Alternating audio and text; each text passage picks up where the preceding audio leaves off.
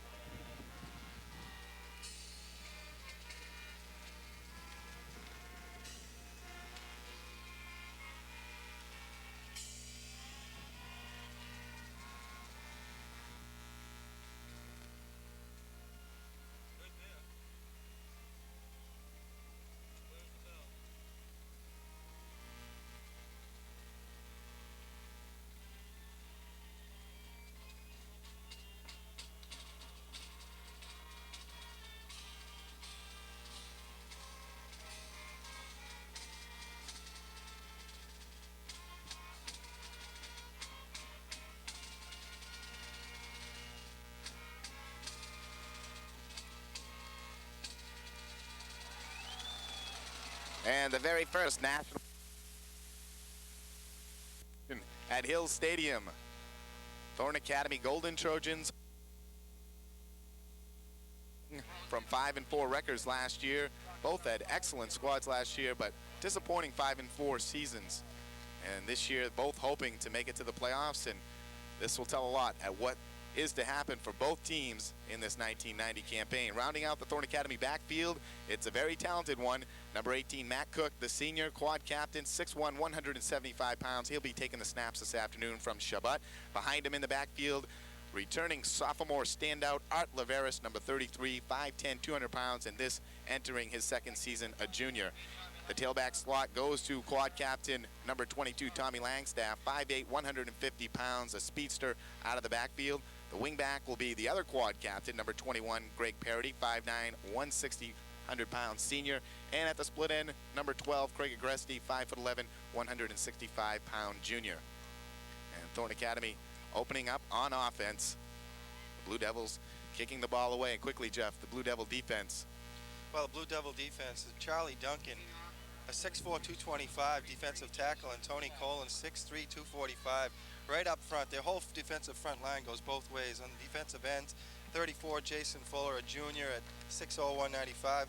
Scott Poirier, 6'0", 190. They got a very talented linebacking core with Javern Booker, Jason Rouleau, Rob Dwyer, and Steve Letourneau. all will see action on both sides of the ball. Very quick and very talented. All right, we're just set for kickoff. Back deep for Thorn Academy. Langstaff in the middle. Ryan Lasur, a junior, on the right side, and Chris Paquette, number 88, on the left. They're the deep backs. In the middle, short up, is Laveras. A short kick, kicks away from Thorn Academy. Paquette picks it up, bobbles it, gets back on it, got the ball, and he's going to be brought down at the 20-yard line. Paquette had trouble handling the opening kickoff. A nice ploy by the Blue Devils as they kicked it away from everybody right by the sideline, and Thorn Academy will open up at their own 19-yard line. Well, the first chess move of field position, the Blue Devils make a fine move, put the Trojans behind their own 20 to start to play ball. They've got every reason to want to beat the Trojans this afternoon, having lost the last two meetings at home. One, of course, 2 years ago in a playoff game that they had in the bag and lost in the last quarter. Thornton Academy comes out. Parity split wide to the right side. Agresti to the short side of the field. Matt Cook, senior, calling the plays this year. Saw some action last year in backup duty role and did a great job running two long ones himself for TDs. First play of the season. It's the option. The pitch out to Langstaff. Got some hole out there. Cuts inside. And a nice pickup. He'll gain 11 and a first down right off the bat. The triple option works for Matt Cook in the Thorn Academy offense. Spread out that defense very nicely. Rob Dwyer in on the stop. Dwyer makes the stop for the Blue Devils, but not until Tom Langstaff picks up 10 yards. A great read by Cook. Pulled it out of Laveras' stomach, came out wide, had a man on him, got the pitch out there, and Laveras turned on the burners and picked up a quick 10. First and 10 once again. Agresti comes to the short side of the field, this time the right side. Parity out wide left. Option again. Cook's going to keep it, cuts inside, makes a nice move, flag down on the play. He'll be dragged down for about a 5-yard gain, but we'll wait to see what the hanky. Right along the line of scrimmage where that flag was thrown out there.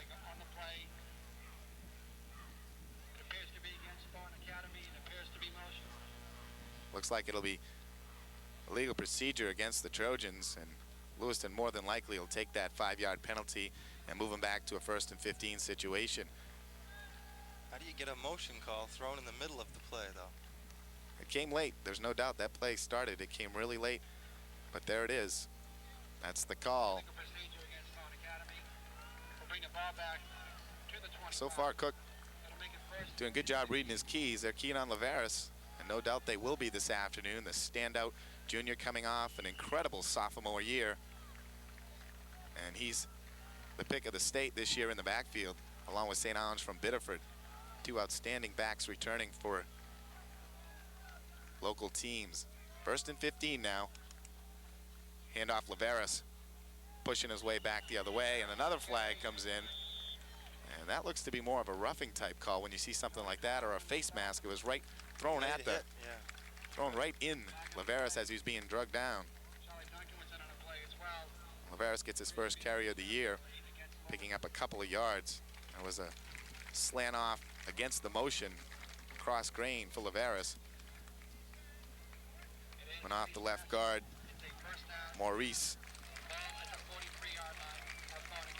And there it is, automatic first down. And a big gain for the Trojans, putting them out close to midfield now. And Lewiston defense, very big up front, very talented at the linebacker position. Trojans don't seem to be having any trouble here the first few plays. And you look at 68 Charlie Duncan and Tony Collin, both 6'3", 225 pounds plus. Fakes to Laveras, he gets popped. Cook cuts inside nicely, breaks one tackle, but he's just tripped up by number 16 for the Blue Devils, Steve Letourneau, in on the stop, or Cook was off to the races. A beautiful move. Laveras paid for that one. He got popped, and Cook pulled it out of Laveras' stomach and rolled the left corner. A fine run by Cook, and that opened up. He was almost gone. Certainly was. It looked like a Patton and Matt Cook run. We saw two beauties last year, both of 55 yards, one against Sanford and one against Massabesic. And that's one thing about this Thorn Academy offense. They can't just look to stop Laveras this year because there are other threats. A very talented backfield for the Trojans. 2nd down and 4 now. Cook coming out on the option again. He's going to keep it, cuts inside. He's got a first down. Out into the Blue Devils secondary. picks up about 10, 12 on the play, and it'll be another Thornton Academy first down. Tough running by Matt Cook, stopped by the linebacking crew of Rulo, Dwyer, and Letourneau out there, but not before Cook gets that extra yardage. Beautiful reads. And Doug Willett, number 35 for the Trojans, running in the plays with Greg Parody, number 21. They're both playing wingback and shuffling the plays in and out for Coach Agresti this afternoon. Beautiful day in Saco as we open up the 1990 season, a brand new decade and more great football on CTV 30.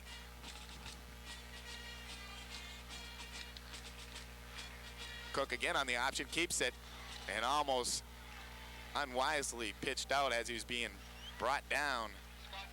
Yeah, well, they finally played that right on the Devils' side of the line. The linebacker, the outside linebacker on the 4-4 has been popping right up and waiting for Cook to make his move, and Cook has been getting by him, but that time they wrapped him up. Loss of 1 on the play will bring up a 2nd down and 11. Parody brings in the play. Thornton Academy, a very young offensive line, but they've gelled together nicely through this preseason. Time for a little inside counteraction with Laveras, like last year when he broke it open against the Blue Devils. He used to touchdown. He used to love to break off that left side. Off to the right, fake again. Cook gets a handout, but right there to meet Langstaff. Breaks a couple of tackles, though. A nice run by Tommy Langstaff.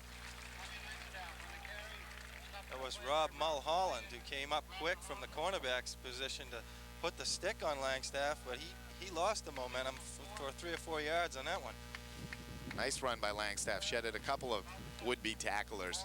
And that'll bring up a 3rd down and a long 6 for the Trojans. And this is the big play of the drive so far. Ball resting on the Blue Devils' 36-yard line. This drive started on TA's own 19. Is it time to go to number 88 on a big 3rd down play here? Go to the airwaves. If anybody could call it, you could, Jeff. Big 3rd down play. Looked like a little motion. No flags down, though. He's up in the air, thrown to the outside, though. Nice pass. It's in there. And a beautiful pass by Matt Cook. Boy, he threaded the needle. A gain of about 16 on the play. Doug Willett out there making the reception. And that ball was thrown well before Willett made his curl-in move. Yeah, just like an outside banana. He just looped in there, and the pass came right nicely in there and beat his man. Threaded it between 2 defenders. A great pass, Matt Cook. And we've been waiting to see this untested arm of Cook because we saw his running ability last year, but he got in late in ball games, no need to pass. The Trojans were way up on the score, so Cook was not going to throw the ball. And very anxious to see what this senior can offer as far as the airwaves, and he looked good on his first toss this year. Beautiful and an obvious passing situation to complete that. Handoff Laveras up the middle, pounds forward for about 3 yards on the play.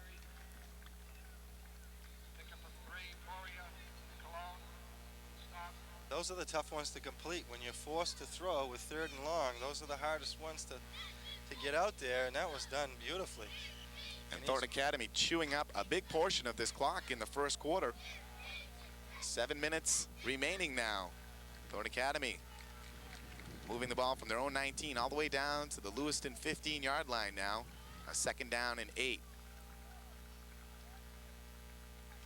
Cook on the option, gets out the Langstaff, nice block on the outside, cuts out, back around, a nice move. Tommy Langstaff and a good block out there by number 35, Doug Willett.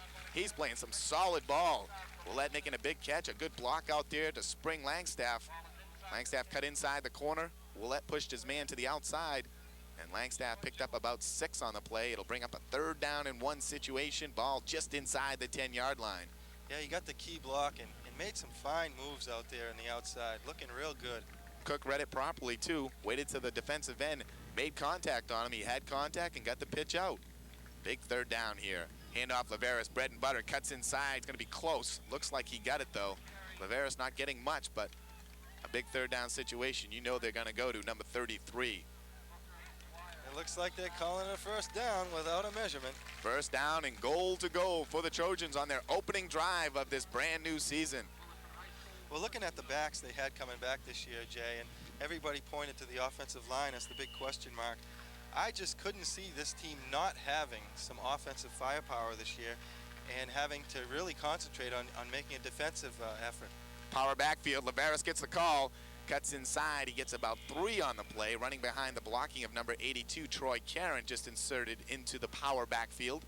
Karen, a junior, will get a lot of duty in that backfield. He'll share some time with Langstaff at tailback, and Looks like he'll come in power situations, too, to be the third man in that triple backfield that we saw last year, the 3 across, and works so well for Coach Agreste's offense.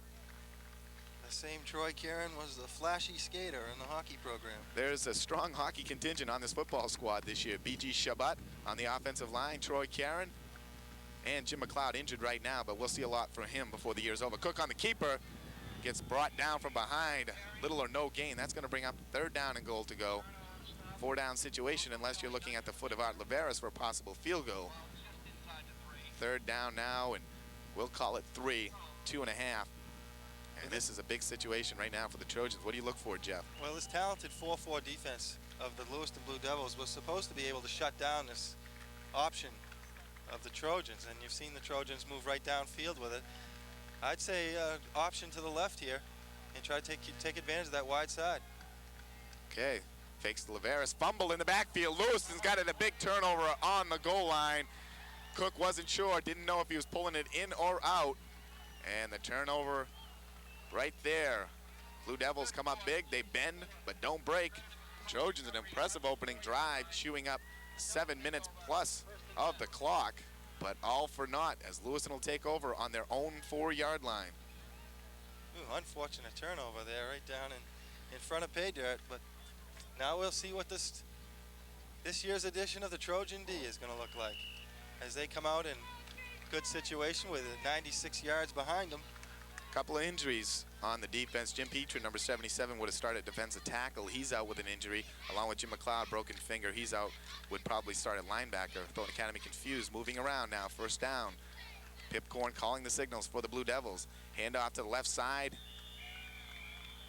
Number 22 for the Blue Devils, Rob Dwyer, gets the initial call, picks up about 3 yards on the play, maybe 4. And that'll bring up a 2nd down and a long 6, right in between 3 and 4.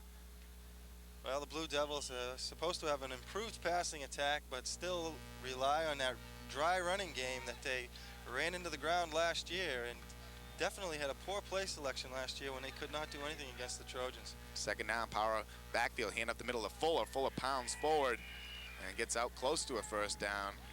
Lewiston, power offense. They're big up front and no reason not to. They go toe-to-toe on the offensive line. They just line up, touch each other, and block forward pretty much. They don't try to push any holes. They just push people back. And Jason Fuller, the 6', 195-pound junior, plows out ahead. Gain of about 4 to bring up 3rd down and a short 1 now for the Blue Devils. Wishbone offense. Devils running behind people, and they get the 1st down. And that's all we're going to see from Lewiston this afternoon, probably, is a lot of that just power running.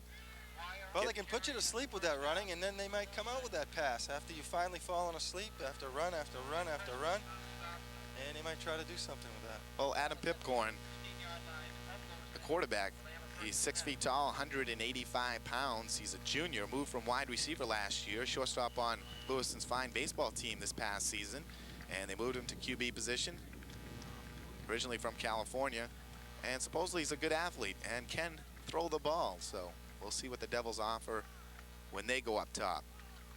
1st and 10, Wishbone offense, the fake, handoff in the middle, fumbled, ball's down, Trojans got it back. Ball popped out, and right on top of it, number 33, Art Laveras. Of course, he knows all about where that football is, and the turnover, thank you very much, right back. Trojans ball inside the Blue Devils' 20-yard line, resting on the 19. Well, the Trojans give up 1st down, but get the ball coughed up on a little reverse action, trying to give the ball to Fuller, and it popped right out. Return of a favor, and the Trojans only lose about 15 yards in the exchange. And a big turnover both ways now. Thorn Academy must cash in on this one. 1st down, fake handoff up in the air, across the middle, Paquette drops it in his breadbasket, and it went down on the ground. A fine toss in there by Matt Cook. But Chris Paquette unable to hold on. That was a nice gain over the middle and some running room there for Mr. Paquette, and we know he can run the football after he catches it. Good call, though, on 1st down. I like to see that one. Very good call, and Chris likes the ball up high, and that's where he usually looks for the ball. It was down a little low, went right through his hands.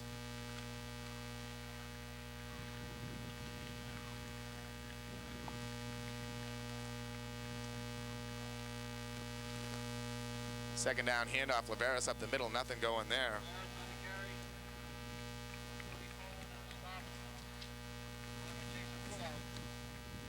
And that'll bring up now 3rd down and 9. Obvious passing situation once again for the Trojans. Well, 1st down is a beautiful down to pass, but when you incomplete it, it then puts you in a different situation. And now they face with a 3rd down passing situation. And I'd say go right for the end zone with this pass. They set up with Parity on the short side of the field. Craig Agresti wide left. Laveras fakes the handoff. Agresti cutting over the middle. There it is. Just over his right shoulder as there was contact. Well, they can obviously throw on this team. That pass right just a little behind Craig and couldn't gather it in as he was streaking across. It was 6 points.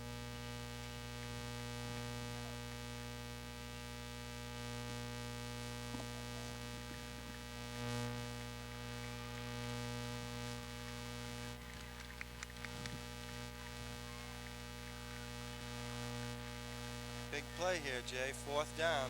2 minutes left in the quarter. Cook fakes, pitch out to Langstaff, rolling out, looking deep in the end zone. Underthrown though, and the ball knocked down. He had Agresti deep, but Langstaff underthrew it. And 4 plays, and right back to the Blue Devils as their defense stands up to a tough turnover.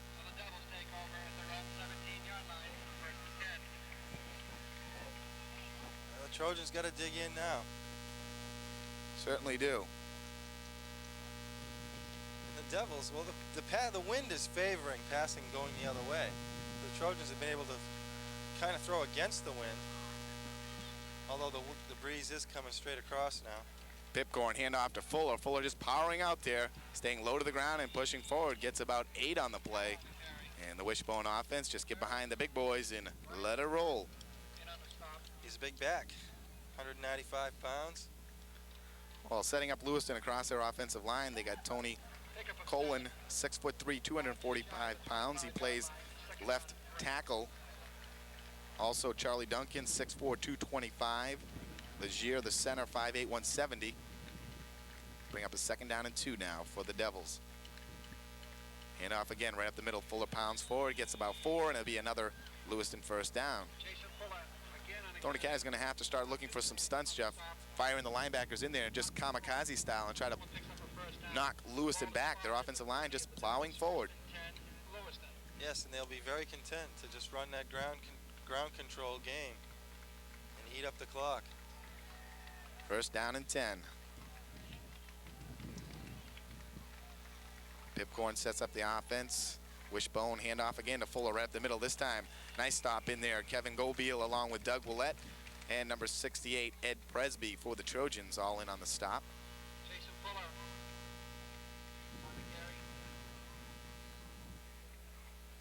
Pick up a maybe 1. Make it 2nd and 9. The ball at the 31.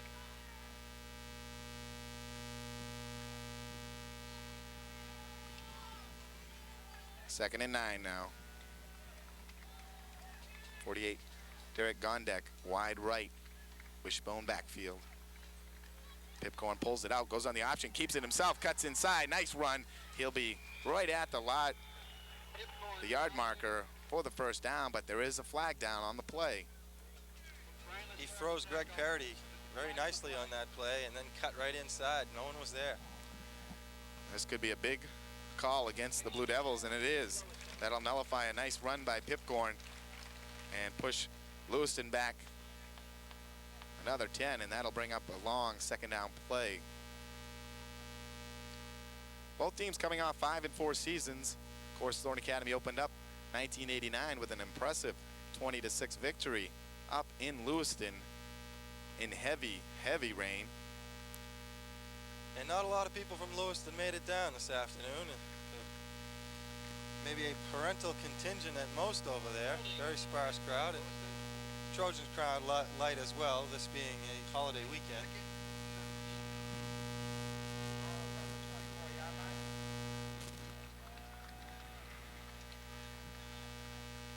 Second down now and 16.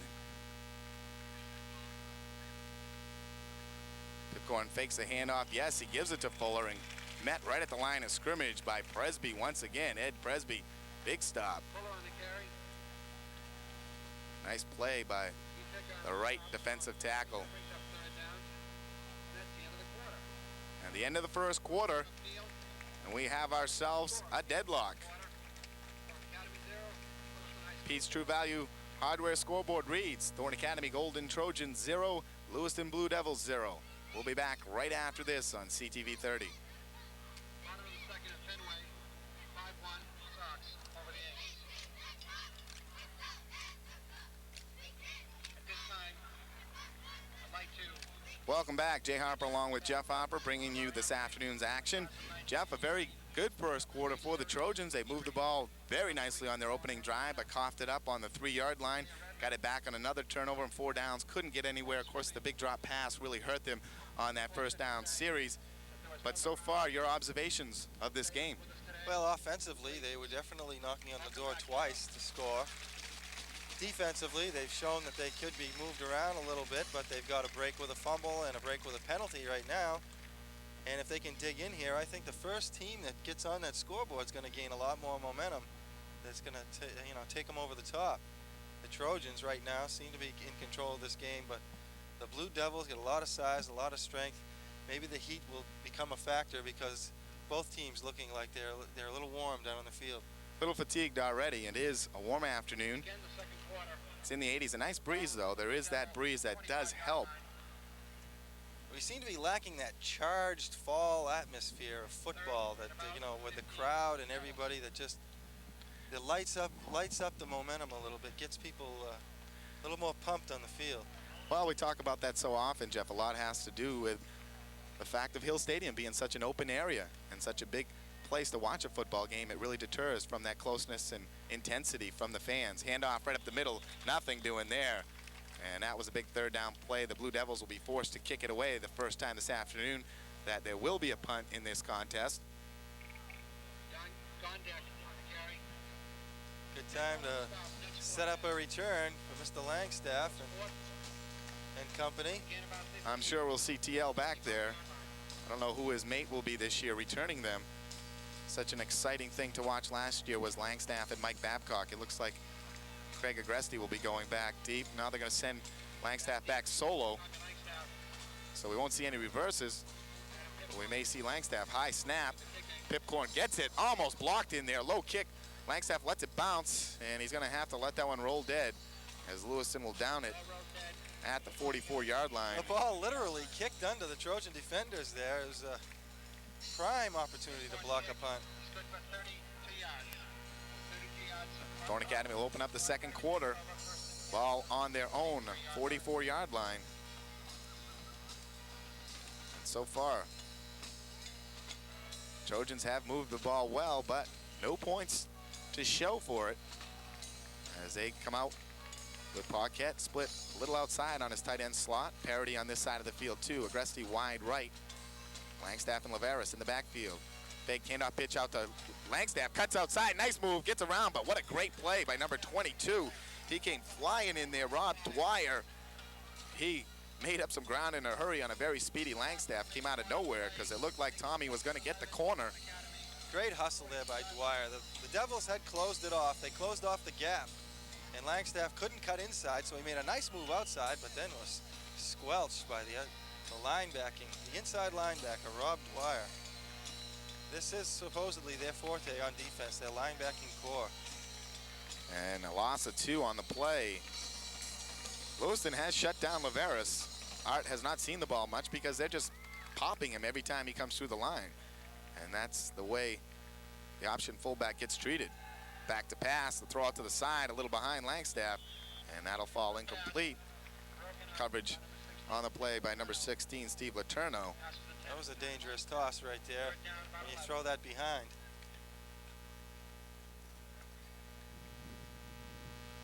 And this will bring up now a third down and 12 for this TA offense.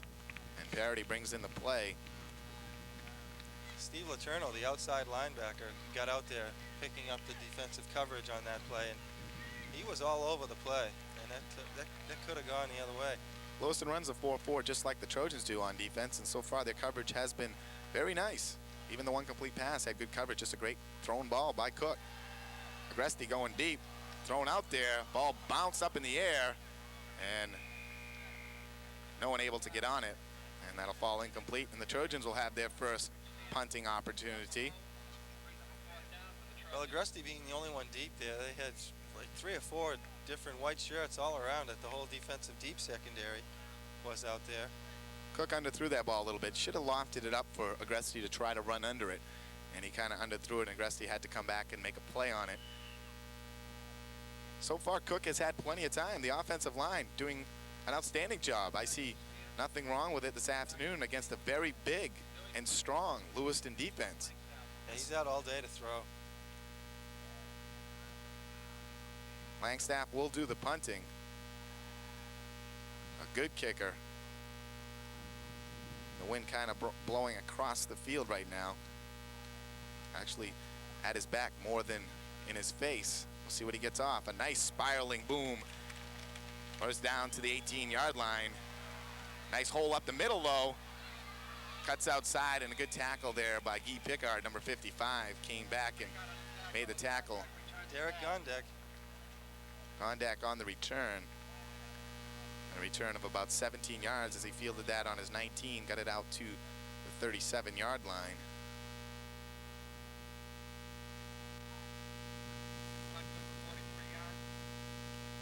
First down and 10 now for the Blue Devils as they take over.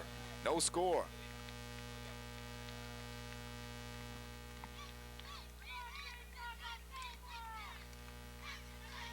Did not expect to go all the way this far into the second quarter with no points on the board in this game.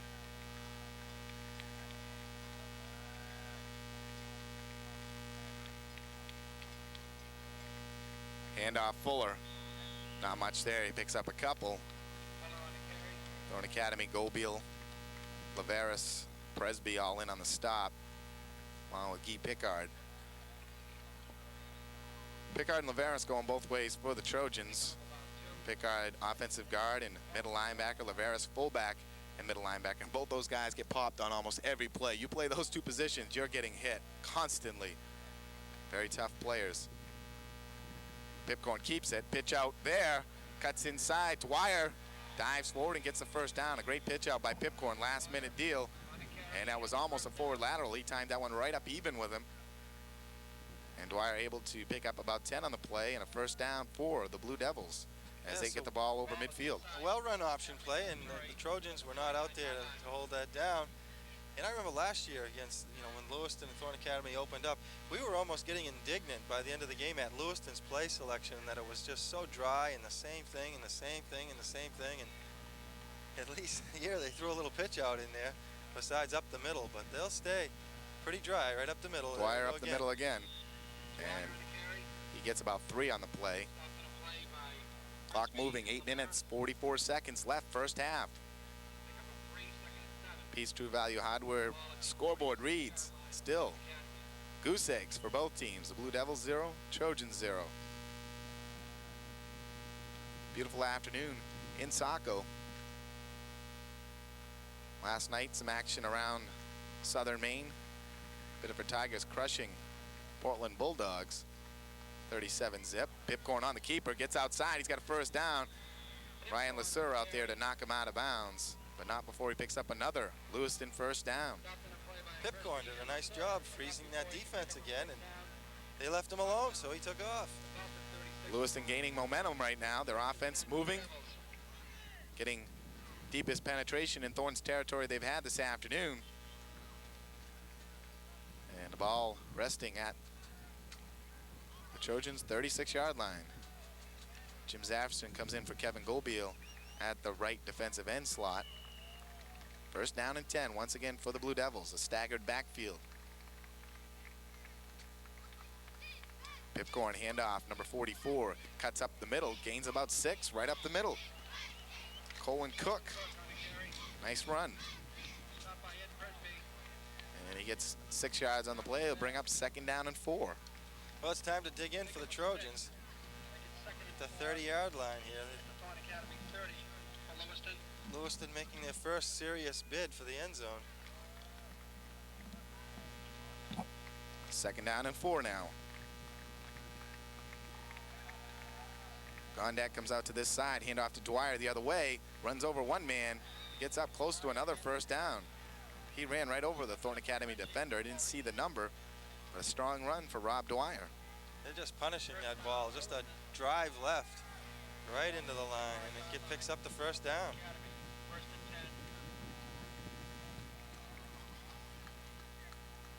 And it works. They'll get tired doing it, but it works. 1st down and 10. Blue Devils on the move.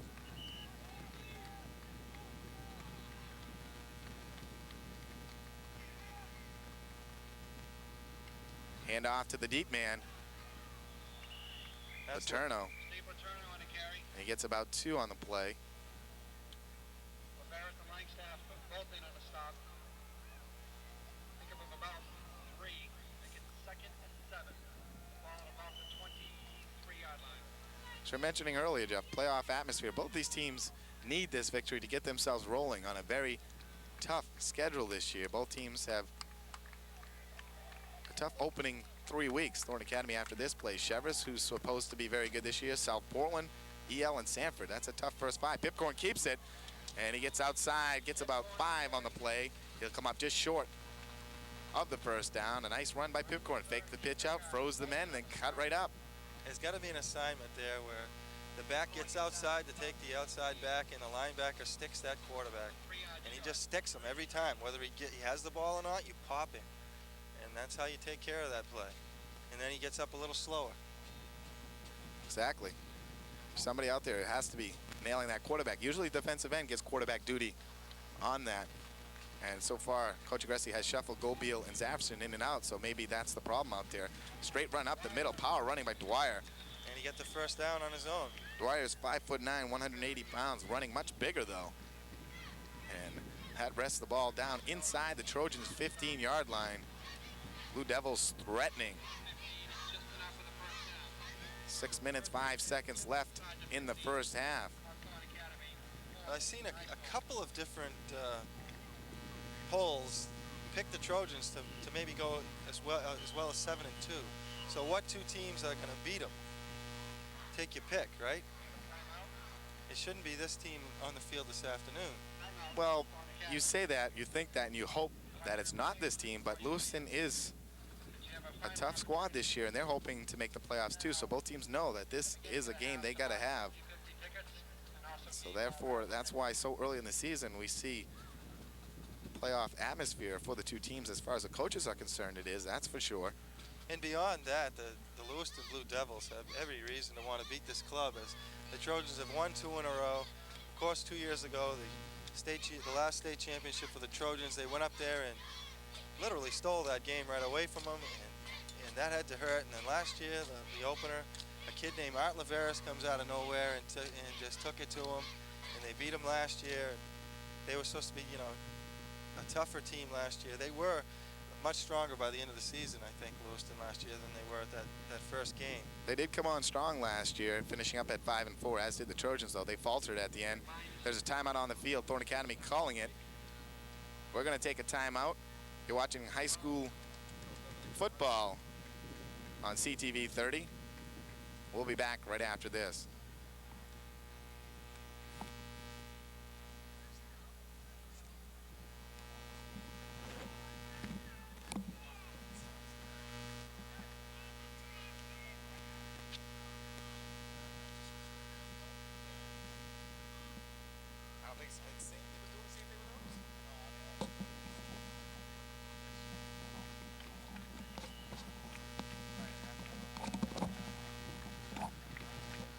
We're back at Hill Stadium now. 1st down and 10 for the Blue Devils at the Trojans' 15-yard line.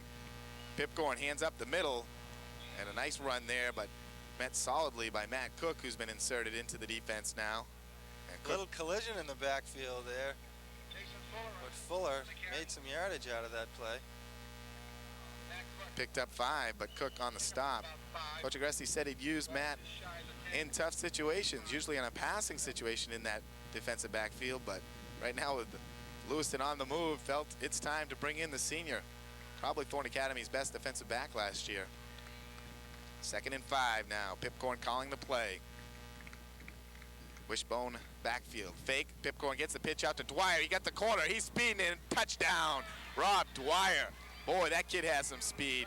He put the afterburners on right away. He turned that corner and was in. Blue Devils open up on top. Yeah, a little blown assignment out there. The Trojan defense coming up. Rob Dwyer saw the corner and took it. And He had to give the credit to him.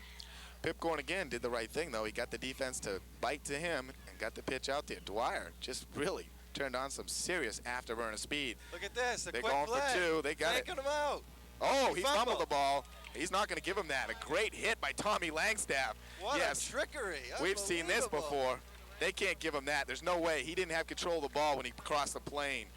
They're conferring now. There's no way they can Langstaff stuck him as he was going up in the air. fumble before he never crossed the plane. He fumbled. And that'll be a call, though. It was close because he did look like he was apparently crossing, but Langstaff came up and numbed him. As we're so Unbelievable. The whole team dogging it on the left in a fake huddle, and then they snap it to one guy. well, that's a Thorn Academy play. We've seen that before. That was no news. Thornton was ready for it. Thornton was looking, but they just stood there and kind of watched as I didn't even see who was running it for Lewiston, just kind of lally-wagged his way towards the He end did zone. not break that plane with possession. He coughed it up before he got hit. It was very close. I don't know. You know, as he looked like he was obviously going to go in, and then Langstaff put the big hit on him, kind of turned him around. But he may have been up in the air and over the plane, and that's what they're trying to confer on now. It'll be a tough call, and they're going to give it to him. Calling it. I don't believe it. And Coach Agresti not real pleased at that call. Would they like to see a video replay? And it was Pipcorn who ran that one in, the quarterback. But Tommy Langstaff, once again, we've seen and grown so used to those big hits. He lays on people. He stuck him. That was a la Nat Moore when Moore went up for the Dolphins and got spun around in a 360 in the air. That was a great hit by Langstaff because, I mean, it was very obvious. It looked like Pipcorn was going in without any problem whatsoever. But he did cough the ball up as he was up in the air, very close to crossing the plane. And Coach Agresti very adamant down on the side of the field about that call. And Thorn Academy falls behind early. 8-0 now with a 2-point conversion. And we'll see what kind of hearts and desires they have now being down. Well, my instincts from this angle look like, you know, he got hit at the same time. He coughed. He didn't. You've got to cross the plane with the ball.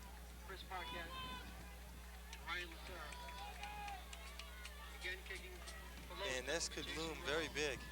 There's no question it could have a big outcome on this contest, but again, Jeff, it was so close. That was a tough call. He was up in the air. He was close to the plane. He had the ball out. He was stretching out, and then he lost the ball. Whether he was up there long enough with it, it's a tough call for the official. That one I'm not going to say was a blown call because that's just one. It's so hard to call one way or the other. If he calls it no good, Lewiston coach is going to be, Skip Capone's going to be wild on the other side of the field. Well, the instincts of the official on the spot were no good. And then they quick called the huddle, and then they decided that it was good, so whatever. 8-0 Lewiston. And they're set to kick off. Little short kick again, off to the side, fielded there by Parity, and knee touches the ground.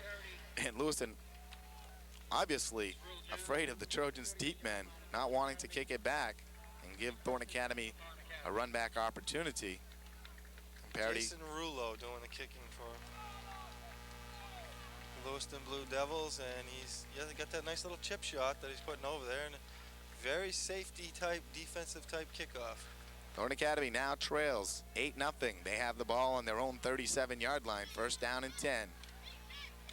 Parity split out wide to the right in his wingback slot, I formation. Handoff up the middle, Laveras, and he just plugs ahead for about 2 yards. Laveras unable to get anything up the middle. They might try to spring a quick pitch out to Laveras at his fullback slot, see if he can catch a corner. Well, that was the Blue Devil front two with Rob Dwyer and Jason Rulo at linebacker being stuffing that middle right up. And they are very good at following the ball. Those two are always right around the ball. Second down now in 8. Cook trying to pull it out, couldn't do it. He did do it, and a fumble on the play. Cook got slammed. He was trying to pull it out of Laveras as he got popped. And Lewiston has figured out this option offense for the Trojans, and that's a loss of about 7 on the play. Bring up a 3rd down and 15. And they've gained a little confidence, a little momentum here, and they're starting to make it work for them. 4 minutes, 15 seconds left, first half. 3rd down now, play for the Trojans. Agresti comes to the wrong side of the field. He's got to go all the way over to the other now. Parity comes to the near side. Agresti wide right, I formation in the backfield. Cook fakes the handoff, drops back, looks over the middle. There's Paquette. He's going to take a hit, but he holds on to the football. There's the Chris Paquette we're used to seeing. He took a big lick, and he's a little bit shaken up on the play. Number 7, Rich Stanton, right there to make him pay for it. The big first down, but I think that it's just a wind loss situation here where he got the hit right to his chest. And as we say, once again, just a win loss. We've talked about this before. It's much more than that when you're down on the field sucking for air. But just a win loss as far as he'll be able to get up and hopefully be all right. Hopefully he didn't get any ribs or anything, but a great catch by Paquette. He did that 3 or 4 times last year where he got the pop, the win loss, the whole thing over and over again. Cook led him up there just a little bit too long, and enough time for the free safety to come in and put a big lick on Chris Paquette, but he's up to the sideline and a big first down catch. That was a gain of about 23 yards on the play. A very key play here. Gives them that first down in Lewiston territory. He'll take a breather, and I bet he'll be right back out there next play. Willett replaces him at tight end. Strong backfield. Fakes a handoff to Laveras, pitches out to Langstaff. Langstaff trying to cut back in. He does. Oh, he's met hard right at the line of scrimmage. Number 72, I believe that's Charlie Duncan. No, Tony Colin. It's the other big boy. 6'3", 245 pounds, meeting 5'8", 150 pounds, and there was a quick stoppage on the play. They took away the outside, and Tom tried to cut inside, and yes, there's a lot of traffic still hanging around in there. I think that's a play Langstaff has to look for when he gets outside to slant directly back, come all the way back against the grain with a quick slant back like Dorsett used to do so well, because Lewiston is staying home and reading their keys heading out that way. But if he can slant back, pass over the middle again, just overthrown. That's a nice little play available there for the Trojans. Yeah, a little too hard. Threw too hard. You gotta drop that right in there for him, and he's off to the races through the secondary. But I think Coach Agresti's finding out that the run is not there for him anymore, and he's going to open up and find the offensive weaponry that's there for him, for the Trojans. They got some great receivers this year. I've never seen such a talented core of receivers.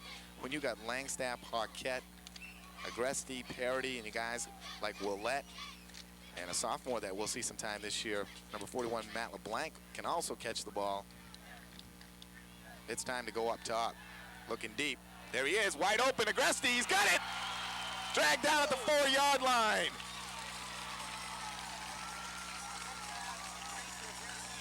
Derek Gonda caught him from behind. The pass was out there. Now the Trojans are knocking on the door. A great run route by Agresti, and Cook let him out perfectly. Agresti doesn't have the blazing speed, but he's so smart, such a clever receiver. And he made that nice catch and got himself down just inside the 5-yard line. First down and goal to go. Well, Gondek got burned, and he saved his life there by at least giving the Lewiston defense another shot here, making a diving, come from behind tackle. Well, as Agresti was pulling the ball in, kind of making the catch and getting himself gathered to keep on running, Gondek was able to make up a couple of steps and nice diving tackle at his ankles. And now, Thornton was here before. Can they punch it in? Lewiston very tough up front, very tough on the goal line D. And this is where Thornton Academy has to have gut check. Well, it's first down. It's on the 5. I do a little play action and go right to the air for the end zone. Look for Paquette. Exactly. It's time for Chris Paquette to pull one in over the middle. We lost a major opportunity when that option was running so well in the first quarter, and lost the football right there on the 4-yard line, and that mistake has yet to be made up for. Trojans could ill afford to come away here without 6 points. First down and goal to go. Power backfield. Troy Karen, Art Laveras. And Tom Langstaff, handoff up the middle. Laveras punches it up to the 1. Stopped on a play by Stanton. Mahomes. You're watching high school football, which is a CTV 30 presentation and a BTV sports production. Jay Harper along with Jeff Harper bringing you the season opener for the Thorn Academy Golden Trojans. And so far a good ball game at Hill Stadium. Second down now, goal to go. Ball at the 1-yard line. Power backfield again. Langstaff, Laveras, Karen, Cook, handoff. Laveras up the middle. He gets his first 6 of the year. Thorn Academy on the scoreboard with 2 minutes, 24 seconds left in the first half. Well, are we going for 2 or are we going for 1? That'll be the call of Coach Agresti. And I would think the Trojans would go for the 2, try to get it back, but you never know. Try to match him, yeah. Laveras is putting back on the regular shoe, so I would say they're going for the 2. That's a quick sign right there. He doesn't have the white kicking shoe on, keeps the regular on. Trojans will be going for 2. Pete's True Value Hardware scoreboard now reads Lewiston Blue Devils 8, Thorn Academy 6, and going for 2. I'll be looking for him to throw it in the end zone here. Maybe flood the right side. Get your tight end over there, your split end over there, and a back that's curling inside. Agresti's wide right. He's got that slant in pattern. In motion goes Parody. And Lewiston jumps offside. That'll give Thorn Academy another yard, a little more maybe. Charlie Duncan getting a little over anxious in there for the big 6'4", Charlie Duncan. Make it a little bit easier for the Thorn Academy Golden Trojans, give them a little shorter room. Now it's maybe Art Laveras' time to punch forward. I was thinking before they were probably going to go up top, but now maybe with the extra yard, they'll keep it on the ground. Definitely. Let's try a little counter action here. Okay, we have a timeout on the field. We'll take a break. You're watching high school football on CTV 30. We'll be back right after this.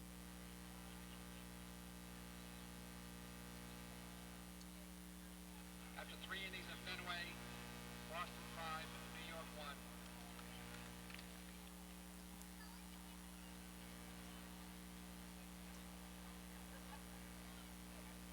Back at Hills Stadium, Jay Harper along with Jeff Harper. Thorn Academy calling a timeout, setting up their 2-point conversion, trailing by 2, 8-6 in this opening half against the Blue Devils.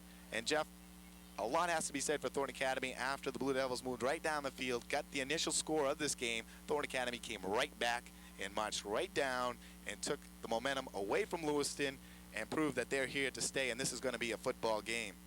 Well, Coach Agresti having a lot of confidence in his passing attack, went right to the air, and it was 2 key pass plays that put him into this.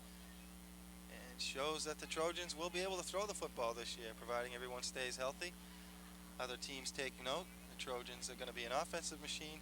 And of course, we still see that they need some holes to fill on defense. Well, like their 86 and 88 championship teams, Thorn Academy could run the ball very well. Had some great fullbacks those 2 years, if you remember correctly. Of course, Bobby Drew and Lance Lavoie. And this year's team has Art Laveras, but also those 2 teams possessed an outstanding ability to put the ball up in the air and come from behind. And I think this team possesses the same skills and opportunities. Matt Cook, so far, showing that he can throw the ball. The offensive line giving the time, and they definitely have the receivers. Art Laveras. Hand off to Willett. He plunges forward. I think he's got it, and it goes up. Doug Willett, the unlikely runner on the play. I thought that was Laveras all the way, but... Oh, maybe it was Laveras. We'll check the number on that. I thought I saw 35 in the backfield with him.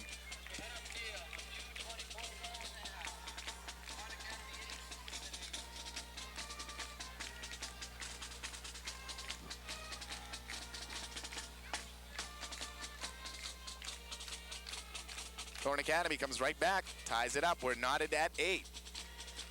2 minutes, 24 seconds left. Even Steven is a good position for the Trojans to take right now, even if it's halftime. Because the Trojans, of course, having the home field advantage, and I think a little more depth. Taking off at Thorn Academy, will be 33, Art Laveras, back deep. 22, John Flutter. 44. Okay, Laveras set to kick off as Thorn Academy has come right back after falling behind 8-0 on the controversial 2-point conversion by Lewiston. Thornton has a slightly one. It looked like, I thought number 35, well, that was in there, but I believe it was Art Laveras, number 33, who plowed in, Jeff. And Laveras picks up his first quick 8 points on the year on his torrid pace to breaking Thorn Academy's school scoring record. Well, if he's the workhorse that he was last year, yeah, he's going to get right up there this year. No question about it. Hasn't done much this afternoon, but when they needed him to short down, he's there. And he's set to kick off. A booming line drive kick. Goes deep. Dwyer catches it, bobbles it at the 6, and he comes out. Finds a little seam, cutting up the middle. Nice move. Gets out to the 35, 36-yard line. Jeff Saran, number 20, in on the stop. Excellent return. Along with number 61, Josh Knox, the sophomore, also in on that tackle. Fielded it over his shoulder and cut right up the gap, right up the middle. Found some running room. He bobbled that. Luckily, he did get enough hands on that football to slow it down, and he could run with it and make the catch, because that thing was headed for the end zone after he had touched it. It could have been very dangerous. A booming kick for Laveras.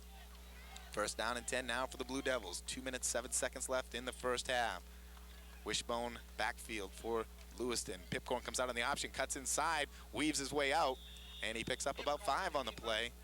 There's no one there to greet him right at the line of scrimmage, Jeff. Lewiston's doing a great job at crashing down on the defensive end for the Trojans. Well, they're going without a huddle, and they're gonna. This is something really outrageous for Lewiston, you know, to even run without a huddle here. No, if you remember correctly, last year they were doing that, Jeff. Remember? They were going without a huddle just in the middle of the game for no apparent reason, except they were getting blown out. I mean, but they were just going without a huddle and running their offense. But not running anything very creative. No, very basic. And they stayed with that. And today, you know, they've got the option working for him. Pipcorn's showing that he's got some talent out there, and the Trojans definitely got to look to be hitting him a little harder. They do. He doesn't have the ball. They got to put a little scare into him. Tough hit will slow him down in that corner, and he'll be a little more anxious to pitch the football rather than run it. And that's when you play against an option team like that, you got to stay at home and play your position. There's a man on the quarterback, a man on the pitch man, and someone that's got to hit the fullback every time. Dwyer, though, twisting and turning as he was almost stopped at the line of scrimmage.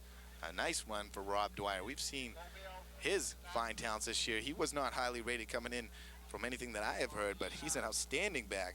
Great speed, hard runner. Holding against Lewiston. Number 68. Lewiston, Charlie Duncan hobbling off the field, and that would be a big loss for them if he had to sit out for any length of time. Going both ways, of course, and Charlie's a small 6'4", 225 pounds. That would have serious repercussions to the line of both lines, offense and defense, of this team. He is the mainstay there and the leader in that unit. All right, that'll push him back. It'll bring up a second down now in 14. A minute 14 left. Thorn Academy, if they can stuff him here, might look to call a timeout themselves to get one more chance at the pigskin. Looked like Art Laveras fired through on that play and got into the backfield and almost stripped the ball from Dwyer as he first made that initial spin. Clock winding now. 55 seconds. Fakes the hand up. Pipcorn coming on the option. He gets stuffed right there. Nice play by Doug Willett, number 35. Willett's playing a lot of action, both offensively and defensively, and a nice play there. That's the way to get it. Got to stick him right away. Well, Willett's starting at that defensive end position, and that's something that the defensive end has to do. Hit the quarterback no matter what. And then he just has to have faith in his rest of his team that the cornerback is covering the pitch man. Third down now and 13. Handoff up the middle, and Fuller pounds forward for about 7. Quick timeout, Thorn Academy looking for, and they'll force one punt before the end of the half. They'll go for a block more than likely. Clock stops with 13 seconds left. Trouble is, the clock didn't stop, and the timeout was called with 18 seconds left. Yep. And it's still winding.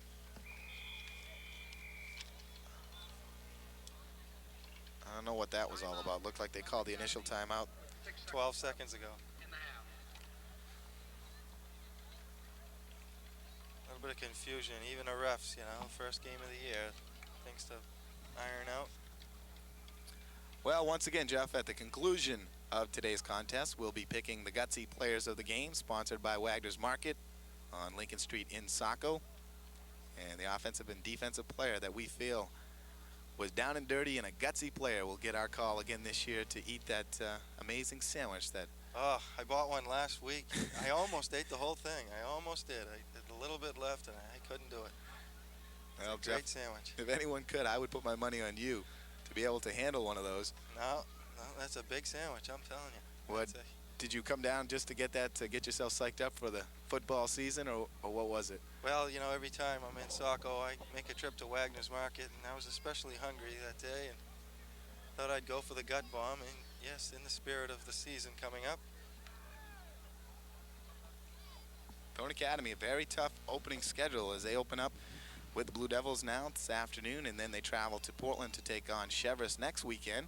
After that, it's home against South Portland, back on the road against the Red Eddies up in Auburn, and then homecoming against Sanford. And Sanford last night, Jeff, showing that they may be a team to contend with this year, handling Edward Little very easily, 26-6, I believe it was. Yes, obviously much improved, but you know, Edward Little's just a little raw. They got a brand new coach that came in late, and you know, Edward Little football is just a little down the last few years, and you know, you can't make too much of that. Although you know, Sanford has some fine talent. They get Adam Cody, a talented back, and their quarterback Breen Fowler is an excellent quarterback. A snap here, the last punt. Thorn Academy comes inside, a low kick again, and Matt Cook's just going to back away from it, and that will wind up the first half as the ball will be downed at the 25-yard line. Pete's True Value Hardware scoreboard reads: Thorn Academy Golden Trojans 8, the Lewiston Blue Devils 8.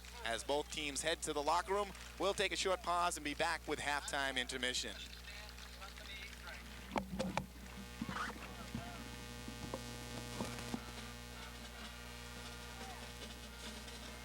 Audio, man. Oh, awesome. Is that going to be right on the tape too, probably?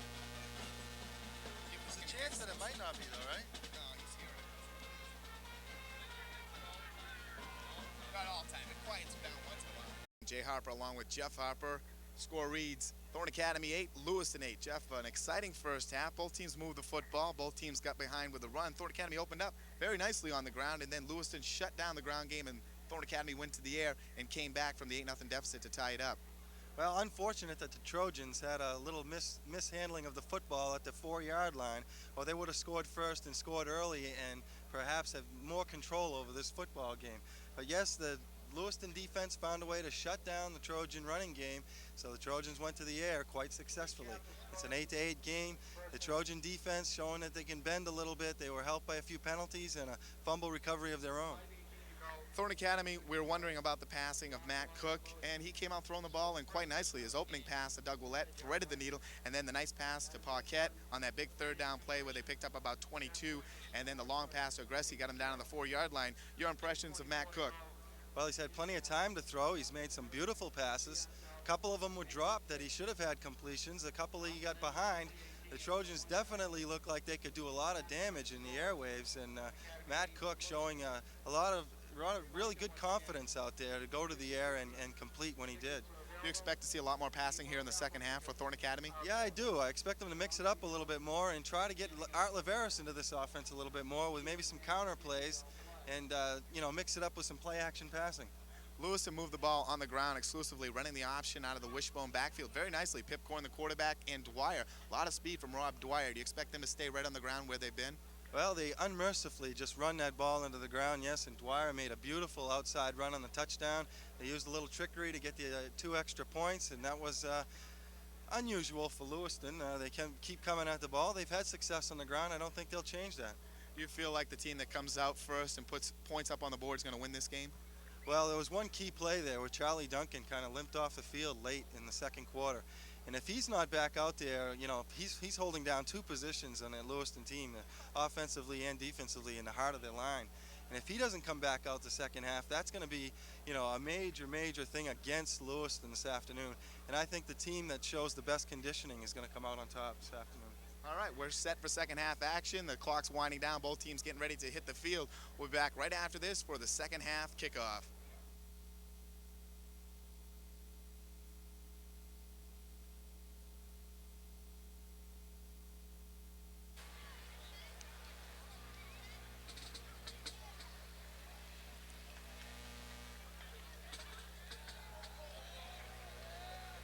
Back at Hill Stadium and getting set for second half action as quad captains for Thorn Academy meet with the tri-captains of the Lewiston Blue Devils. Beats True Value Hardware scoreboard reading. Thorn Academy 8, Lewiston 8. We're knotted after 2 quarters of play, Jeff, and right now as we open up the second half, it's even, and Lewiston has to be getting a little weary in this heat, and with so many players going both ways. The fatigue factor is going to, you know, make itself known right now on whether that's going to turn the tides of this game. Charlie Duncan is out there at midfield. He limped off at the end of the second quarter, as I mentioned, and it doesn't look like he's hurting too bad, although we were told by some Lewiston people that he was going to sit out at first. Looked like he suffered a slight ankle sprain, and that could be a big factor for Lewiston too, because Charlie Duncan, not only is he big, but he goes both ways, and he's an outstanding player. Thorn Academy will kick off to start the second half. Lewiston will receive the kick. And a very good first half. Both teams having the 1 turnover. Both coughed it up. Thorn Academy had a very inopportune moment, and Lewiston was too, really, because they coughed it up very deep in their own territory and almost gave it right back to Thornton. But both times, Lewiston defense answered the call. And I expect to see a lot more passing by the Trojans here in the second half. Well, especially here in the third quarter, where they've got the win now, but they've got to give up the football. So it's very important for Lewiston to control the football, and very important, of course, for Thorn Academy to get it back right away and take advantage of the breeze that's blowing right across right now. So far, Matt Cook's targets have been Craig Agresti, Chris Paquette, and Doug Willett. And I'm looking for number 22 to get a ball swinging out of the backfield, or if he moves out to the slot position, which we expect to see him do during this season. Got to get the ball in the hands of Langstaff and break him out.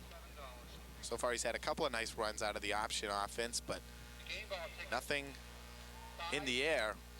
So we'll see if Cook will look for Langstaff in the second half. Plenty of time to throw, and it seems that he's got his eye on one receiver each time, and as a key receiver, and he's going to that receiver. And, you know, he's had time to look for another one if he had to, but he's had some open targets, indeed. That'll come with experience, the ability to look around and look off, check off the defenders, but so far Cook has had his primary receiver and connected with him on many occasions. Here we go, Art Laveras, boom!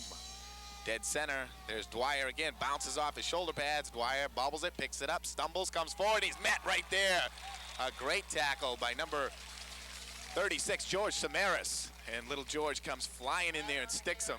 He's your consummate special teams player, is George Samaras, a Mosi Tatupu of every team, and what a great play that was. He was right there, and he made the stick at the 20-yard line, made it count. And if you remember George Samaras from last year, Jeff, the game against Massabesic when Thornton blew out the Mustangs, George came in late in that game and had some outstanding runs, scored himself a touchdown too. And I was watching some of the preseason practices up here at Thorn Academy, and Samaras looked good out of the backfield running again. Handoff right at the middle, Fuller plunges forward for about 4 on the play. Yes, and he made good on the comment that I had made earlier that we used to see Massabesic only in preseason and run 3 offenses right through them, and Trojans went up there in regular season and ran 3 offenses right through them last year. I think Massabesic will be a lot better than they were last year.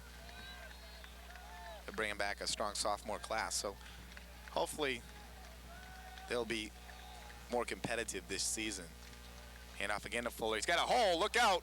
Breaks to the outside. Ryan Lasur brings him down at the ankles. And coming over to help out is Craig Agresti. But Fuller found himself a big hole over the left side and exploited his way into the Trojans secondary. Big hole on the left side there. And Jason Fuller, being a tough back, is not one to give that to. He exploited it.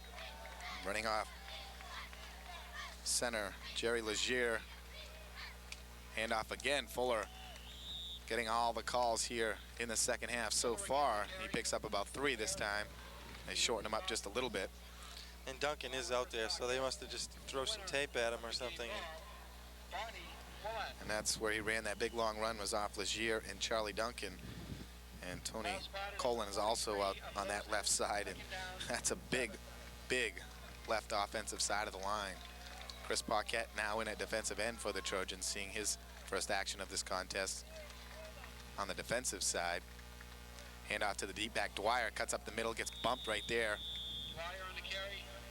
Spins very nicely, like a very talented back should. As that initial hit, he spins right off and always falls forward for those extra couple of yards. Reminding me a little bit of a 6, 3rd and 4. Ray Magnan of Biddeford last year. The speed is definitely there, and he's definitely an active player, playing all the special teams and running back kickoffs, punts. 3rd down now and 4. A big play for the Trojan defense. Hand off to Fuller, pitch out, no, and there it is. Dwyer cutting inside. He scamps his way for a 1st down. He has blazing quick speed out there. Play by Ryan Lasser. And just very nicely, he picked through the defenders. They had him shut off, or at least it looked from this angle that he didn't have much to work with out there, but he picks up the 1st down. Pipcorn really showing me something too. He had me completely fooled as he pulled the ball out of Fuller's stomach and made the pitch. We found the bracelet down on the field. Any ball control by the Blue Devils right now is really going to work against the Trojans, because as this breeze is kind of blowing into the face of the Blue Devils action as they move Such bracelet. sort of east on this field. 1st and 10.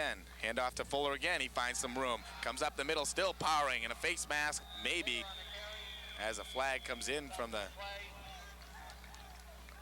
back official. Although Langstaff's clapping his hands, it could be against Lewiston. I don't know what the call would be there. A bruising back by Fuller, but perhaps we have a little clip or something out there that we didn't see.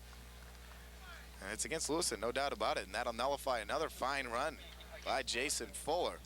Fuller having himself a big opening drive here in the 2nd half.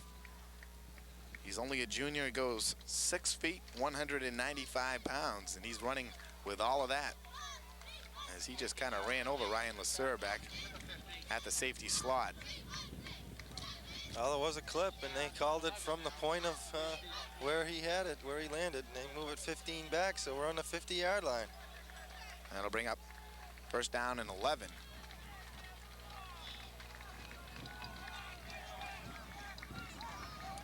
Pipcorn sets up the wishbone offense. Fakes a handoff pitch out to Dwyer again, right out there to meet him though. Here's number 12, Craig Agresti, came up from his cornerback slot and met him, but Dwyer did run right over him. He got the tackle, but Dwyer ran hard right through Agresti. A beautiful stop for Agresti, but again, Dwyer gets that forward progress. He always falls forward, gets the extra few yards out of you. And Dwyer, a punishing runner. And Thorn Academy defenders are starting to smart a little bit after getting pounded by Fuller and Dwyer. 2nd down now and 10. Thorn Academy shuffling people, hand off to Dwyer. Dwyer still running. There's those legs in the drive. And he sheds off 3 Thorn Academy tacklers. Get himself forward for about 6 yards on the play. And he was stopped right at the line of scrimmage, Jeff. He's getting stuck, but they're not hanging on, and he's shedding right off. And a lot of fight in him, and then brings up another very big 3rd down play. He is an exceptional back. Not only is he quick with those feet, but he kept him motoring, Jeff, and that's the key to a great runner, is keeping your feet pumping. And it's so hard to keep arms and held on to a runner like that. When you try to grab around him, he's pumping the legs, he knocks you off. There goes Pipcorn. He's got running room. Look out. Tommy Langstaff, the only man out there. Great cutback by Pipcorn. Here comes Paquette from behind to bring him down at the 12-yard line. What a move by Adam Pipcorn. A great run. And now the Trojans have their backs to the wall. Fantastic run by Adam Pipcorn. He got outside of Langstaff, and I saw number 22 coming in. I said, no problem, he'll knock him out of bounds. Pipcorn stopped on a dime, spun away, and almost got into the end zone. Chris Paquette came from his left defensive end position to make the stop, and Langstaff did get back in on the tackle. A great run for Adam Pipcorn. They're paying for all day of missing opportunities to give that kid a lick, and he's going to keep on ticking. Jason Maurice comes back in for Sean Toussaint at the defensive tackle position. Presby on the right side coming in. Now Thorn Academy goes into their goal line defense. No reason for the Blue Devils to change this grind out offense. Look for Fuller right up the gut. And there it is. He's still pounding forward. Punishing backfield. Trojans gonna have to come up big now. They gotta find a solution in a hurry. Clock winding. Lewiston doing what Thornton did on their opening drive, They can get a first down at the 1, and that could be very dangerous because they're willing. They've got a couple more downs here to just grind it. Second down now and a short 7. Pipcorn keeping it. He's going to get outside, but not much doing there. He'll gain about a yard on the play. And Guy Pickard, Kevin Gobiel, and Greg Parody all in on the stop. Parody getting up a little slow. He walks it off. It's amazing that he likes to run that option on the short side where he has less room to get it out to his backs, and they've had some success going that way to the left. Parody hurt his hand. He's coming off the field now. Senior quad captain in on the stop on that play, and he's definitely holding that right hand down, and it hurts. Maybe it's up in the shoulder area that he's hurting. Thorn Academy needs to shuffle in a defender. As I was saying, Thorn Academy opened up the game with a long drive, chewed up a lot of the clock, and Lewiston coming out in the second half doing the exact same thing, and it was all on the run that Thornton did theirs, and Lewiston doing the same thing here and knocking at the door, opening up this second half. Big third down play here, though. 3rd down and 6, and Lewiston goes for the timeout. Well, with this timeout, we'll take a pause, but before we do, we'll check the Pete's True Value Hardware scoreboard, and it's as it was at the half. Lewiston Blue Devils 8, Thorn Academy Golden Trojans 8. We're back after this on CTV 30.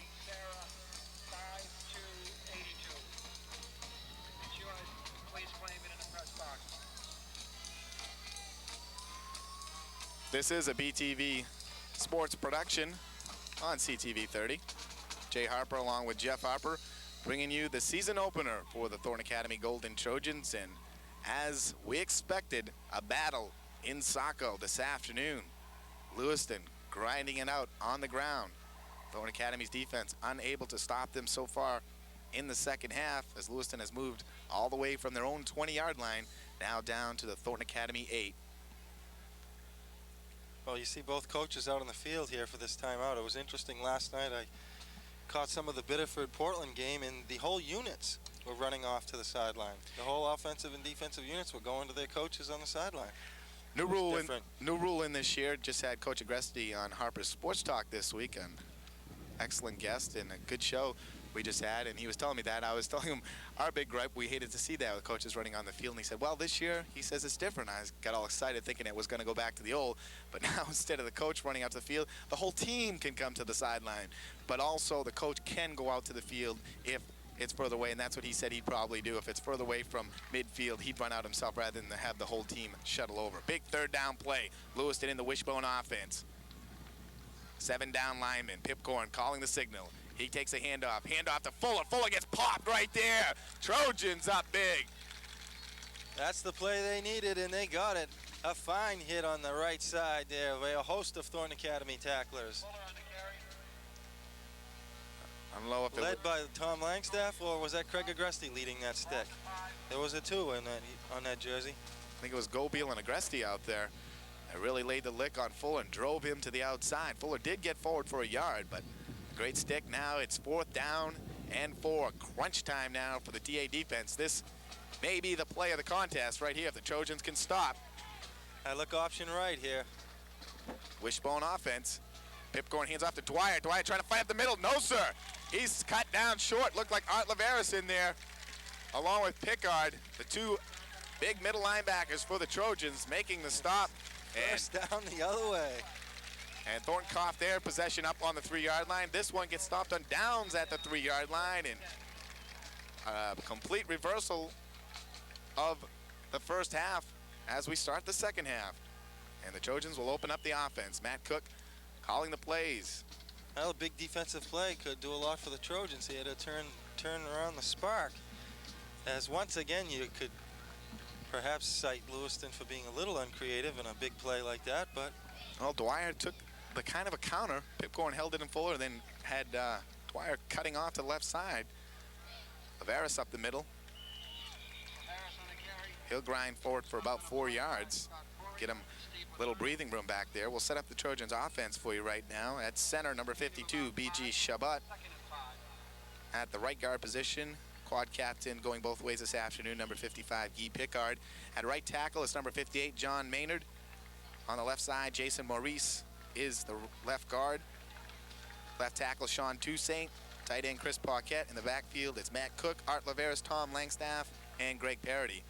Well, that's in now for Parody, though. He splits to the near side of the field. Handoff to Laveras. Goes forward for another 3, but that's going to bring up a big 3rd down and 2 play. Laveras again in the carry. I expected him to get Art Laveras into this offense the second half. And Parody Used that, but it would be a gutsy call to go for a toss right here. 3rd down now and a long 2. Parody is okay. He's back shuttling the plays with Doug Willett at the wingback position. 3rd down and 2. This is a big play right here. Get them some breathing room before they have to punt it away, if they indeed do. Cook. Fumble. And Lewiston has the football.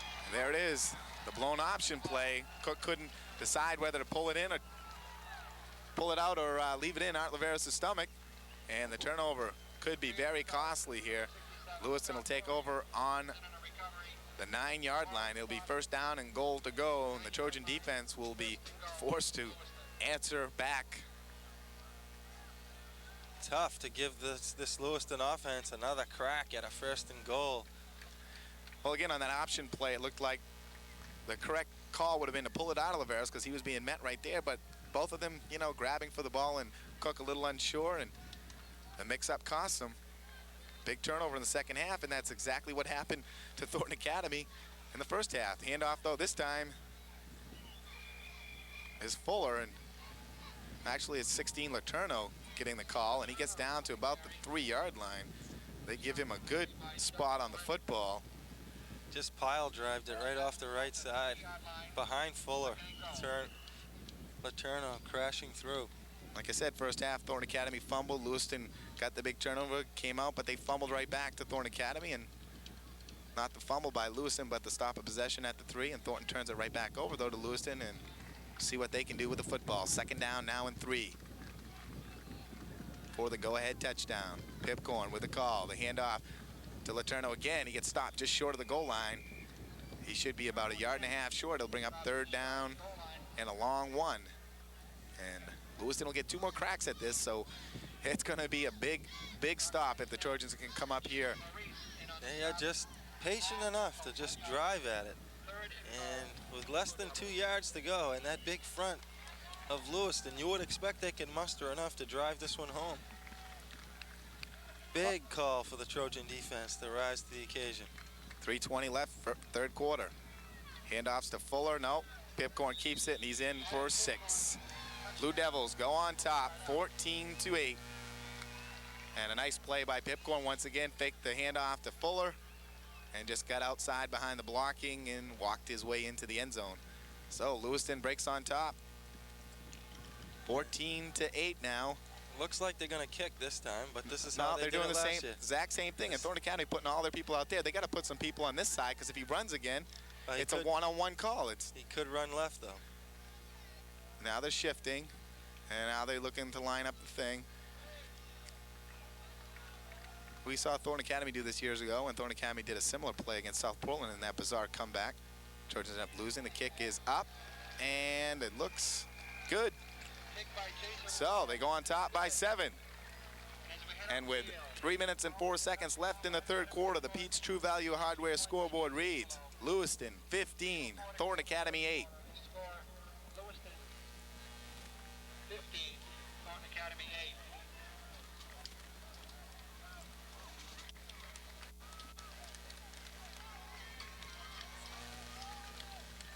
Well, the first time Lewiston scored, Jeff, Thorn Academy came right back and answered the call. Can they do it this time, or do they have to do it this time, do you feel? Yeah, I think they can come right out and throw on 1st down and make it work for them. And they definitely have to answer right back. It's 3 minutes to go in the 3rd quarter. 1 more quarter after that. There's not a lot of time, and it's awful tough to take that first loss of the season on opening day. It really sets you back. I'll tell you something right now. This game has moved right along at a rapid pace. A couple of long drives by both teams chewing up the 1st and 3rd quarter clocks. 2nd quarter was a little slower moving, but we're already 3/4 away through this 3rd. And Lewiston on top now, 15-8. Well, it's obviously a couple of blown opportunities for the Trojans. Some mistakes that really hurt them. And to atone for that, they've got to come right back. Well, the defense finally stiffened up at the goal line, stopping Lewiston at the 3. And then they cough it up on 3rd down and 2.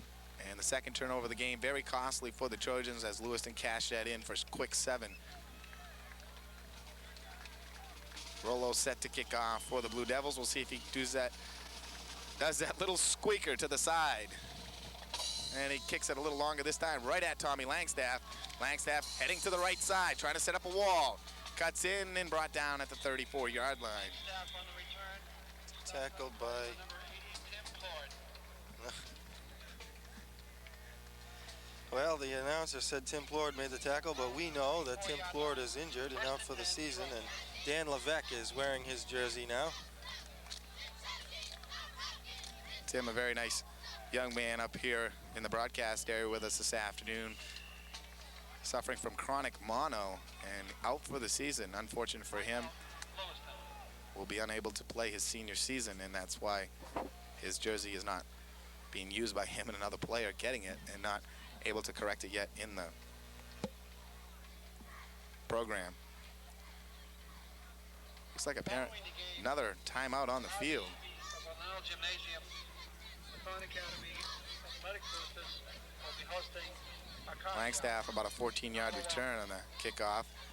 That time Rollo line drived it right at Langstaff, but Langstaff couldn't find the wall.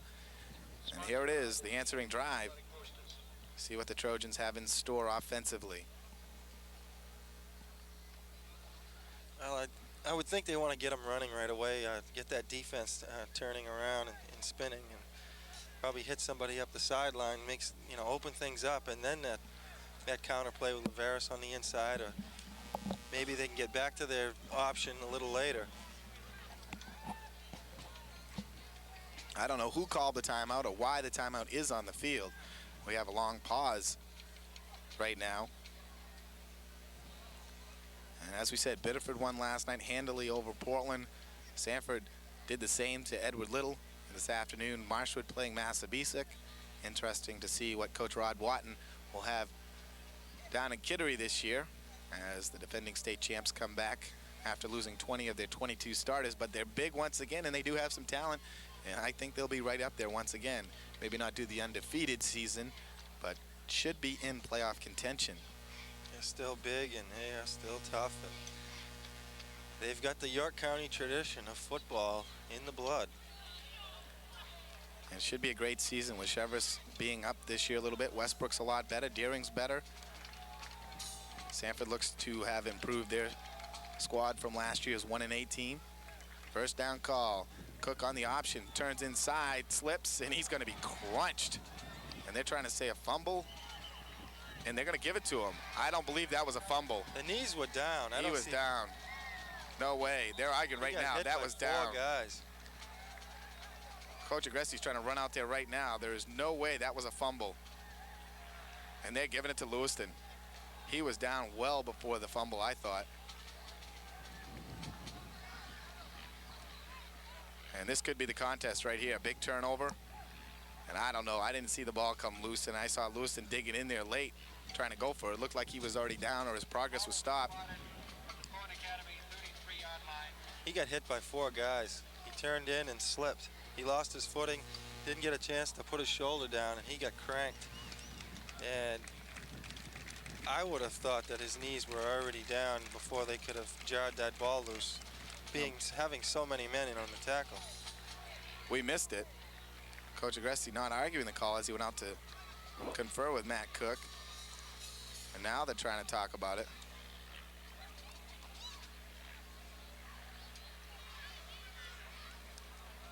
Officials on the field just right away pointing in the other direction. And the young Trojan defense has really got to do something now. 2 minutes, 48 seconds left, third quarter. This very quiet crowd this afternoon at Hill Stadium has grown even quieter as now the band tries to get things going on this side. Defense has to dig in. Pipcorn in the backfield, wishbone offense. Fakes the hand up, goes up top. Going deep, that's way overthrown, out of bounds. A gutsy call on first down for the Blue Devils as Pipcorn goes upstairs. Well, last year they didn't throw a spiral against us, and they haven't done it yet this year. So the way they've been running, as far as we know, yeah, the Trojan defense is primed for a pass, but Lewiston was down here scouting Thornton's scrimmage last week against Westbrook, and Westbrook threw very well against the Trojans, and they were saying, yeah, this kid Pipcorn can throw better and look out, but they haven't had to go to it. It's just like you said for Thorn Academy. If they have to pass, they will. Lewiston hasn't had to yet, enjoying a 15-8 lead and enjoying life on the ground. Ball resting now inside the 30-yard line. 3rd down and 6 for the Blue Devils. Another big play right here. Trojans got to get the ball back in their offensive hands. Hand off to Fuller. No, Pipcorn's keeping it. He's trying to pitch it out. He kind of does. And that was a blown call by the officials. His forward progress was stopped way before he got that off. There's no way they could say he was still running, but they do.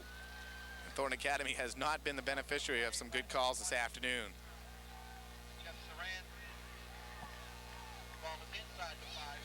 There was 2 men holding on to Pipcorn for it looked like quite some time. yeah, he was in the grasp. I mean, Well, there's not an in the Another grass league. call in I know. high school Another league football, would've but been- still the forward progress does get stopped at a certain point. And Pipcorn looked outside and whipped it out to Dwyer, and he's down to the 4-yard line. Just haven't Pipcorn been able to keeping it wrap again, him up, and touchdown. there he is.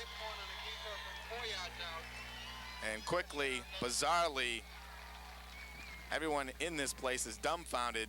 Lewiston Blue Devils on a fumble, a late pitch, and they cash in for another 6, now leading 21-8.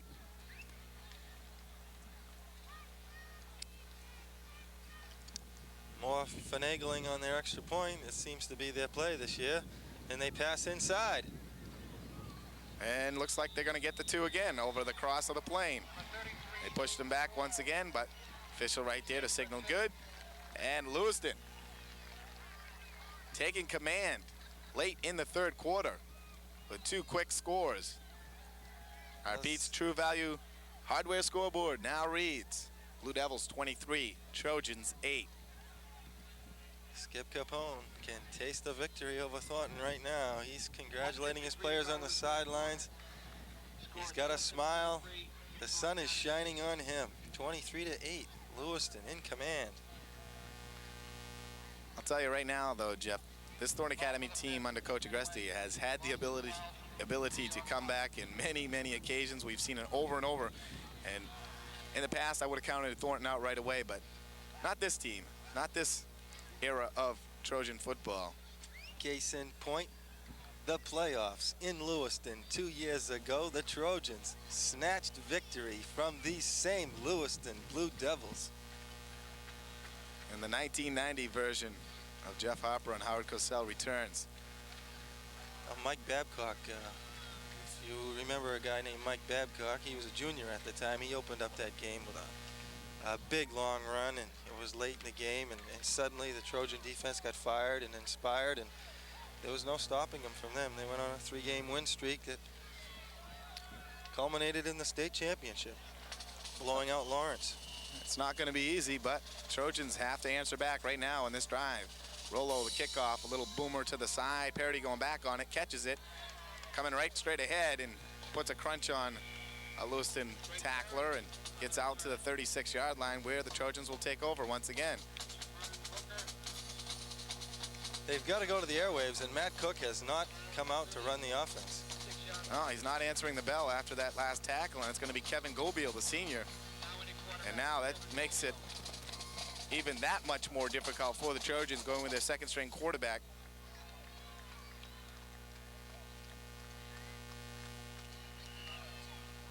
First down and 10, ball at the 36-yard line. Gobiel out for his first snap. Exchange is clean. Handoff not that clean, and Gobiel gets brought down for a 1-yard loss. I don't see Cook on the sidelines anywhere. Do you, Jeff? No, No, I can't see him. If he's anywhere, he's probably right up front by a coach, but maybe he snuck inside. Second down and 11. That could be the biggest blow to the Thorn Academy team this year. We don't know how bad or what he even injured when he got crunched on that play. But a second down now and 11 for the Trojans. Willett comes to the near side. Agresti goes to the right. Laveras alone back in the backfield. Fakes the handoff to Laveras, looking outside, overthrown. Ball almost picked off. Mobile pass. Well, Willett was there. That play was there. It looks like they can run that pass patterns all day on this Lewiston secondary. They're giving them a lot of room out there. I do see Matt down on the sideline now. He is up front, but still off the side of the field. And I was wondering, Ryan Lasser, who was only a junior, or Gobiel would be the #2 quarterback. It appears Coach Agresti going to Gobiel, the senior, because Ryan Lasser has run the offense and the option very well this season in preseason. Gobiel up top, a floater out there. Langstaff open though. He makes the catch, gets away for one. Yes, sirree! Sayel! Tommy Langstaff and the Trojans come back. Lewiston burned in the secondary. There he is, the man we were looking for to get the ball in the second half by way of the air. The floater drops in. And the Trojans are going to go for the quick kick. They're going to be satisfied with the punching it through for one right here. No, now Laveras going back to his regular shoe. So it looks like they're going to go for the 2, Jeff. Changing their mind quickly like they did last time. But I'll tell you what, Kevin Gobiel got away with one there. He threw up a floater, it was wobbling, and Lewiston just got it out there far enough. Langstaff had 5 steps, and he was able to keep his ground, got the bump when he made the catch, but it was the bump, not the tackle, and Langstaff bounced off it and scampered in from 20 yards out. They've shown vulnerability out there, that Lewiston secondary, all day. Kevin Gobiel gets a long touchdown pass, that one of about 60 yards. And we get offsides on Lewiston again, as we did the last time. So it looked like somebody might have moved on the offensive side, though, for the Trojans. They're pointing fingers at them. Yep, and Lewiston now clapping their hands, so it is. So interested to see what Coach Agresti will do now. No, he's going to stay going for the 2, I guess. That was the ploy, to get them to jump, so they get a little closer, and then you can bang it home. I would think he'd go for the 1 here, Jeff, and get the guaranteed. But 23-14, that's 9 points. Yeah, you need the 2 right now. Willett goes in motion to the near side. Gobiel rolls out. It's Cook in there. He rolls out to the right, throwing out to Agresti. Beautiful! Oh, in and out of the hands.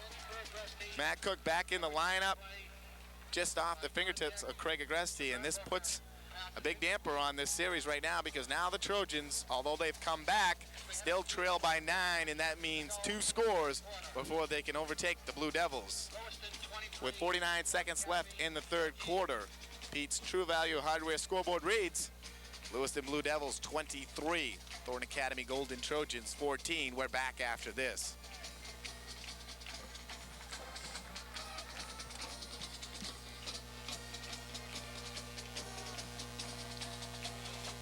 Welcome back to Hill Stadium in Saco. Jay Harper and Jeff Harper bringing you Thorn Academy High School football.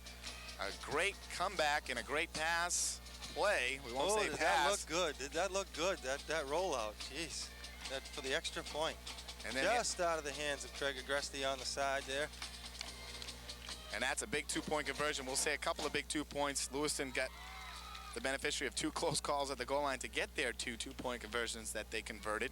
And Thorn Academy right there, the 2 keeping them 9 points away instead of the 7 had they converted. And Matt Cook back into the lineup, so that's the good news that he's okay, although his replacement, Kevin Gobiel, throws the bomb, and a great athlete, Tommy Langstaff, makes the catch, gets bumped, and goes on in for the quick score. So still in the 3rd quarter, and a kickoff. Fielded by the Blue Devils at the 15-yard line, cutting outside, looking for some room. Derek Gondek can't find much, but he gets the ball out to the 28-yard line.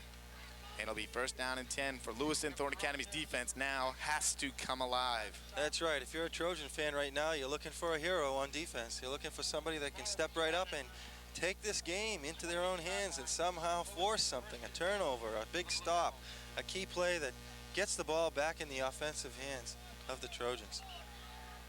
First down and 10, though, and Lewiston no doubt will try to grind it out on the ground, work the clock, work the field positioning. Pipcorn, the pitch out, got the corner. There goes Dwyer again, a nice hit out there by number, I can't see the number, it looks like number 58, John Maynard on the stop for the Trojans as he wrapped up Dwyer nicely. But a quick 5, and 5 is too much. Sure is. Thorn Academy has to come up with a big stick. Thorn Academy's defense setting up with Langstaff, Agresti, and Lasur in the secondary. Linebackers Parody, Pickard, Laveras, and Willette. There goes Dwyer as he pounds out for about 15 yards and another Blue Devil first down. Maynard again on the stop with Lasur, but way too much right there. And the fatigue seems to be going against the Trojans here. That Blue Devil front line is still hitting right away, going right off the ball, and those backs taking it to them, as they used to say. Winding down now in the third quarter. 20 seconds left now. First down and 10 for the Blue Devils. Ball resting at the 46-yard line. And we got a whistle now. And good thing for Thorn Academy, because Fuller had a lot of running room slanting off that big left side behind Duncan and Colin. Green grass and high tides. And that'll set the Blue Devils back 5 yards and bring up a first down and 15 for Pipcorn's offense. Skip Capone, very reputable coach of the Blue Devils, enjoying this afternoon so far. Lewiston has come to Saco and done what they wanted to do, control the ball on the ground. And I don't know if they'll get this play off. It looks like they don't care. They'll just let it tick. And that's the end of the third quarter. You're watching Thorn Academy High School football on CTV 30. And we'll take a pause and be back with the fourth and final quarter from Hill Stadium in Saco.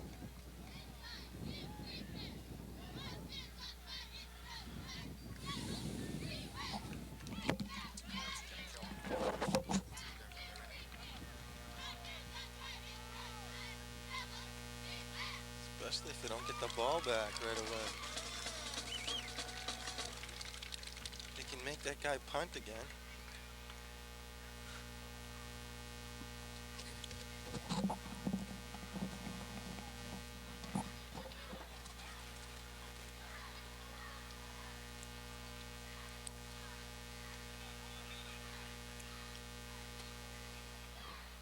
Jay Harper and Jeff Harper back in Saco, with Thorn Academy trailing the Lewiston Blue Devils 23-14. The 9-point differential causing Thorn Academy to have to score 2 more times without allowing Lewiston any more points if they're going to pull this one out this afternoon. Well, the final 12 minutes, and yes, we want to, you know, if you're a Trojan fans, you want to see a punt here. You want to see a stop. You want to take that ball away, but the kind of ball control Lewiston's been able to work on this Trojan squad today. Well, the old saying goes, Jeff, if you don't have the ball, you can't score. That is, of course, unless you're playing the New England Patriots. Because I've seen more defenses score off them in the preseason than most offenses score on any defense throughout a regular season. Which is probably why, you know, Lewiston is not about to put the ball in the air right now. They're not going to take any chances. They're gonna be satisfied probably with this 9-point lead and grind it out. Take the ball. They want to score again, but they're not going to do anything fancy to get there. The option has been running very well for them today. Pipcorn doing a super job running the ball himself and then getting it outside to Dwyer when he has to. And then there's Fuller up the middle, very bruising. First down now and 15. Wishbone offense. Hand off to Fuller. Good stick right up the middle. That was Kevin Gobiel in there along with Guy Pickard. See, very few no gains though. No. Lewiston does keep things going forward. Their offensive line pushes two yards off the ball from their initial snap. So it's very rarely that you're going to stop them for a loss.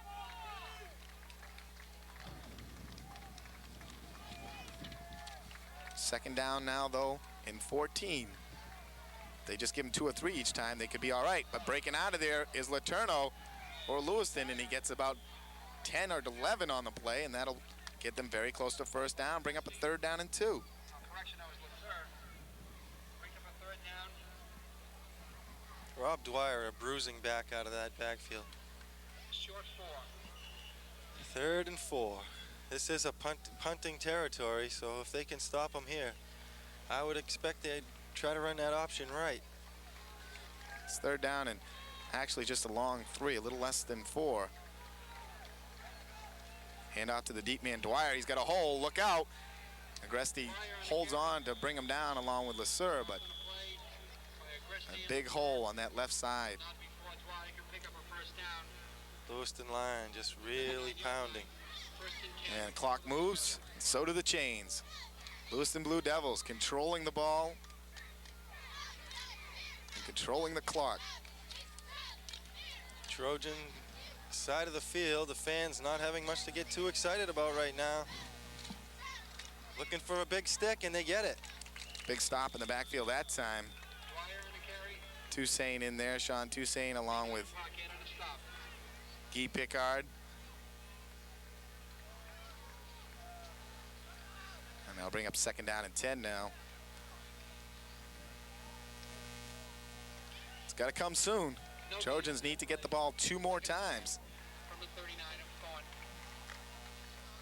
The only good thing they got going from down by 9, if they get 7, they still have the foot of Art Laveras for a possible winning field goal. He jumped. Offense jumped right there. And but see, the clock on the scoreboard there has been continuously running, even though, you know, it ran an extra 5 seconds, even though the whistle had blown for a penalty. Yep. And they've been pretty slow on that clock all day, I've noticed. Thorn Academy's coaching staff should become aware of that and notice this and say something to the officials and get it to the timekeeper, because time is definitely against the Trojans now. The ally of the Blue Devils, leading by 9. Opening moments of the 4th quarter. 10 minutes to go. 2nd down now and 15 for Lewiston. Thorn Academy has to get the ball back. Pitch out. 44 is Cook. Cook, nice move inside, outside, look out. He's running. A nice tackle by Tommy Langstaff, but a gain of 18 on the play. Colin Cook inserted into the backfield and makes a nifty run, picking up the 1st down and moving the chains once again. Well, another score here for the Blue Devils. And this game will be definitely academic. Make things desperate for the Trojans. I mean, Thorn Academy right now, very obviously needing a big defensive stopper, and it has not been forthcoming. And there's the handoff up the middle. There goes Fuller, grinds out about 6. And there is no life on the Thorn Academy defense. Or on the Thorn Academy side of the stands here either. Very laid back crowd at this time.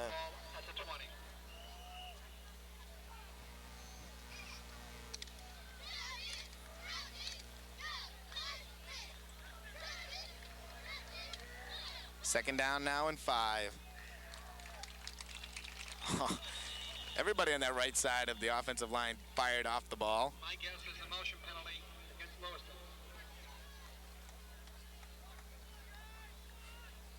That'd be a good guess. Thorn Academy has had the benefits of the Lewiston penalties in this drive. Lewiston keeps pushing themselves back, but they're still getting the 1st down. They've had a lot of 2nd down and 15s, 1st down and 15s, but they've been able to get the 1st down. They've had some nice big gainers, yes, and these 5-yarders are only just moving back plays. They're setting up. They haven't been stopped. There goes Pipcorn going outside, pitches out to Laterno. Laterno trying to cut in, ball's loose. Picked up by Lasser, look out! Does he have the speed to go? No, dragged down from behind by Pipcorn and Fuller. And a very vicious type of slapping by Pipcorn out of frustration on taking that down. But that's the big play we were looking for. With 8 minutes and 37 seconds left, the Trojans have to go on the board quickly. And there it was, Jeff, and I'll tell you something right there. That was another close call by the officials because that could have been called forward progress, and that ball could have come out late. The officials started to motion it. He wasn't sure what he was going to call. He was looking up as that ball came free and thinking that he was going to say, he said, no way, I can't do it because I've allowed Lewiston to get quite a few calls today and let that one go. If he had called it, it would have been tough to take because of the fact that the other close ones that they have allowed. gone against Thorn Academy, no doubt, but that was a close one again. And sometimes, you know, we get on the officials, and sometimes deservedly so, but this time around, they've been tough calls, all of them this afternoon, but nonetheless, still controversial. And especially when we're looming, that 2 points looms so big in this contest right now. First down and 10, though, for the Trojans. Ball resting at the 46-yard line of the Blue Devils. Fakes the handoff, Cook going out, cuts inside. What a nifty move. He gets 9, 10. And he's met right there. Matt's going to get down a little quicker, Jeff. When he gets that thing, get down, protect himself. He's setting himself up for injury. He's too valuable of a runner and a player on this team to let himself. He's got a man on his leg, and he's hanging there, and somebody's ready to stick him. Ooh. That's a tough situation. What a nice move, though, as he come out there, made a double fake, and then just darted right through the hole. Beautiful run by Matt Cook and the Trojans with 8 minutes, 21 seconds, trying to pull off another miracle finish and comeback. Coach Agresti's teams do not die. 2 scores. It's going to take 2 scores, and they know it, and they've got to get up top right now. Handoff, Laveras. Laveras fighting. He pushes forward for about 5. All right, Laveras quiet as far as yardage this afternoon. Showing they can move the ball, and they say, gee, if we only had the ball a little more often. This is true. And that's what we saw last year's team, Jeff, too. If Thornton got the ball, they could score. A lot of times their defense could not stop the other team. The other team would grind it out. 7 minutes, 40 seconds left. Clock winding. This has got to be as big a line as they're going to see all year up front. This Lewiston line has got to be right there among the biggest. Parody and Paquette to the right side. Cook on the option, gets the pitch out. A little bit of running room for Langstaff, cutting outside. From behind, he's still fighting. Great run, Tom Langstaff. Boy, is he a player.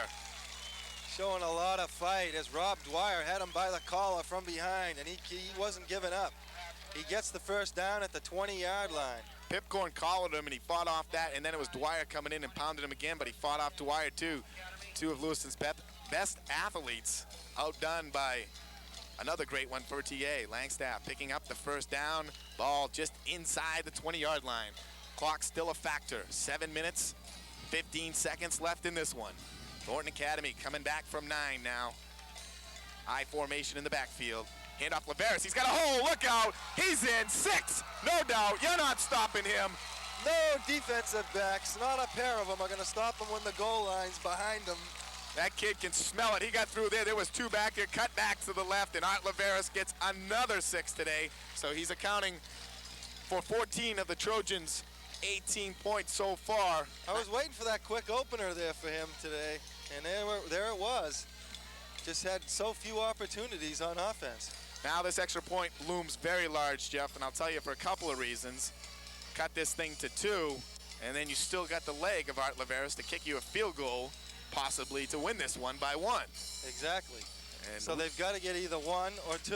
Thornton Academy doing back to Lewiston what Lewiston does to Thornton Academy. The old offline, got to set themselves up, get in position now. Clean snap.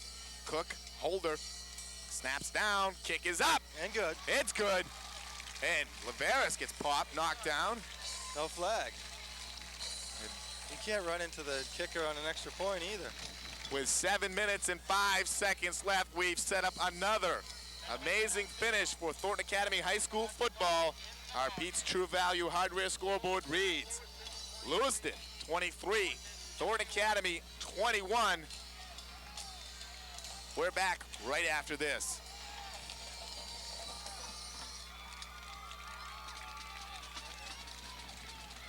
Another sensational BTV sports production. And it's a final finish here. We've got 7 minutes and 5 seconds to go. What do you think, Jay? Onside kick?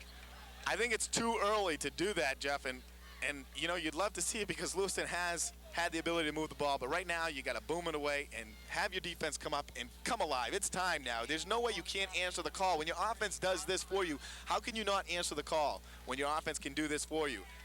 The defense just has to go down deep inside, and Thorn Academy has had a history of great defensive, small, tough, aggressive kids that can answer the bell when it's needed. And now it's time to boom it away, get the defense in there, make the stop. 1 first down at the most is what they should or could allow. Got to get the ball back, give themselves enough time to work themselves another miracle finish. And I was talking to Coach Agresti on Harper's Sports Talk this week, and that's something I asked him. I said, you know, I've never seen this before for Thorn Academy, the ability to come from behind and so far from behind. And I said, can you coach this? He said, well, you know, you try to instill it, never say die, never give up, but it's the kids. I mean, they just have the Thornton pride built in them. He says all the banners now in the gymnasium, 30-something championships, they researched all the years, and there's just an incredible amount of pride in this team. Booming kick by Laveras. Go back, It's gone the back. offensive talent. Coming in, cutting outside. He's got a little running room. Look out. Willett gets out there and does make the stop at about the 43-yard line. Doug Willett, key stop right there. With an exchange like that, you wish you did go to the onside kick. Of course, 20-20 hindsight. But yeah, it's that offensive talent that they've had that really gives you that never say die. You know, Exactly. the kids that can really, you know, make things happen, and then All the they weapons. get a lot of confidence and keep coming at you. Just like last year, of course, in that South Portland game where Trojans came back so remarkably, but only to succumb to the great offensive skills of South Portland, who beat their defense in the end. And Coach Agresti definitely agreed that was his greatest witnessing of a comeback, was that game against South Portland, as Fuller pounds ahead for about 3.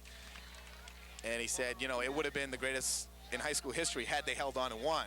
You know, the fact that they lost gets lost now in the record books, but it was amazing, and he's seen quite a few good ones in the playoffs the year before. And he was so impressed with that himself. Just an incredible game, and we're seeing something of that nature here once again. 23-8 is what the Trojans were down. They can't give up more than 1 first down here. They've got to. There goes number 44 again. He's finding himself a hole, and he cuts back nicely. And he picks up that first down, Jeff, the one that we're going to give up. That's the only one we want to let go, and now it's Colin Cook. And we're approaching the 6-minute mark, and it is time to hold on. Thorn Academy would hate to have to waste the time out on the defense, but somebody's going to go out there and say, look, guys, do you realize this is the football game right now? You got to do it. First down and 10 now for the Blue Devils. Pipcorn setting up his offense. Wishbone backfield. Handoff behind to Fuller. Fuller grinds ahead for about 5 or 6. Easier said than done sometimes, you know. You're out there on the defense, the hands are together, let's go, let's do it. But the other team's firing off the ball too, and they want it. Just like 2 great champion fighters, 2 big heavyweights duking it out. That's what this game's been all about. Who's the next hero? That's what we want to know. Who's going to be the hero? Who's going to come across and make it happen? Hand off to Fuller again. He gets about 2, but that'll bring him up just short. It'll bring up a 3rd down and 2 situation, a key down. We're 4 down territory now, I would say. You would think so. I don't think that they would punt here with 5 minutes to go, punt the ball away. Even just trying to put him down in the 4-yard line, I mean, that first down is more valuable. The last time we had the fumble on the outside that Ryan Lasser picked up, got him down the field, and Thorn Academy quickly marched right in. Key play, that was. Pipcorn keeping, getting outside, he slips. Tag He's him. going to lose down a yard, and it's going to bring up 4th down and 3, Jeff. Here's a chance for the defense now. And now we go to the mind of Skip Capone. Is he going for it or is he punting? I say he's going to try to run for it, try to get that first down here. Got to go for it. He's bringing in Colin Cook, and that's the guy Thorn Academy should be looking for. Watch him. He's got the ball in key situations in this 4th quarter, and he's made good on all of them. He replaces Letourneau. Letourneau goes out. 4th down now and 3. Thorn Academy's defense digs in. 4 minutes, 28 seconds. There's been some And great count. plays in this game, but this could be the biggest right now. Wishbone offense. Pipcorn. Motion. Offsides. Lewiston. Ooh, they choked. And they've done that this afternoon. More offsides motion penalties. And now there's a a host of Blue Devils coming onto the field, and it looks like Skip Capone now will go to the punt. And that'll be a big, big play for the Blue Devils. That's something that you just hate to see. You beat yourself right there in that situation, Jeff. You got to give yourself a chance to get that first down. And when you jump, move, a penalty, that just beats yourself. And that's so indicative of early season play. Exactly, and both teams have hurt themselves desperately today. Thorn Academy, though, still has to line it, and they got the ball.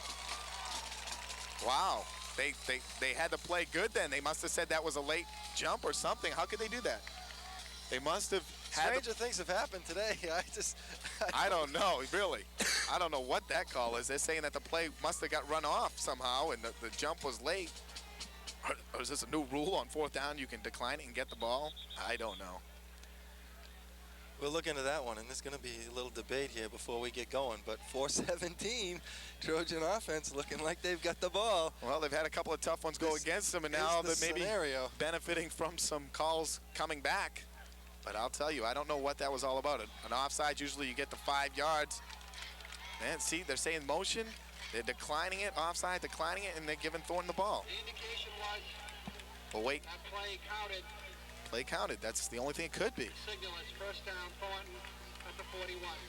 Boy, unfortunate for Lewiston. They should have kept running through with it, but still the officials trying to confer and figure this out. But flags were all over the place, and you know, and they stopped Lewiston's progress. They actually, I heard whistles too. Lewiston really got hurt in that time. I think they got used in that situation. They got used in that one. That's a tough call. They should have moved the ball back 5 yards and gave them 4th down and a chance to punt it away or go for it again. But they're saying the play went forward, letting the play be allowed. A lot of discussion here. It's almost as if there's a chance that they could reverse what they've already said. That's what they're trying to do. Now the officials calling timeout once again. Unbelievable. You know, preseason for the players and offsides and things like that should happen, but these officials have been officiating for years and years and years, and they should have their game together. There shouldn't be any reason for the calls that they've had this afternoon. Now, this one is most bizarre, and I feel like Lewiston is being used in this situation, but they've made the call, and now they're going to go back and maybe reverse it. Chaotic. The zebras in the zoo today.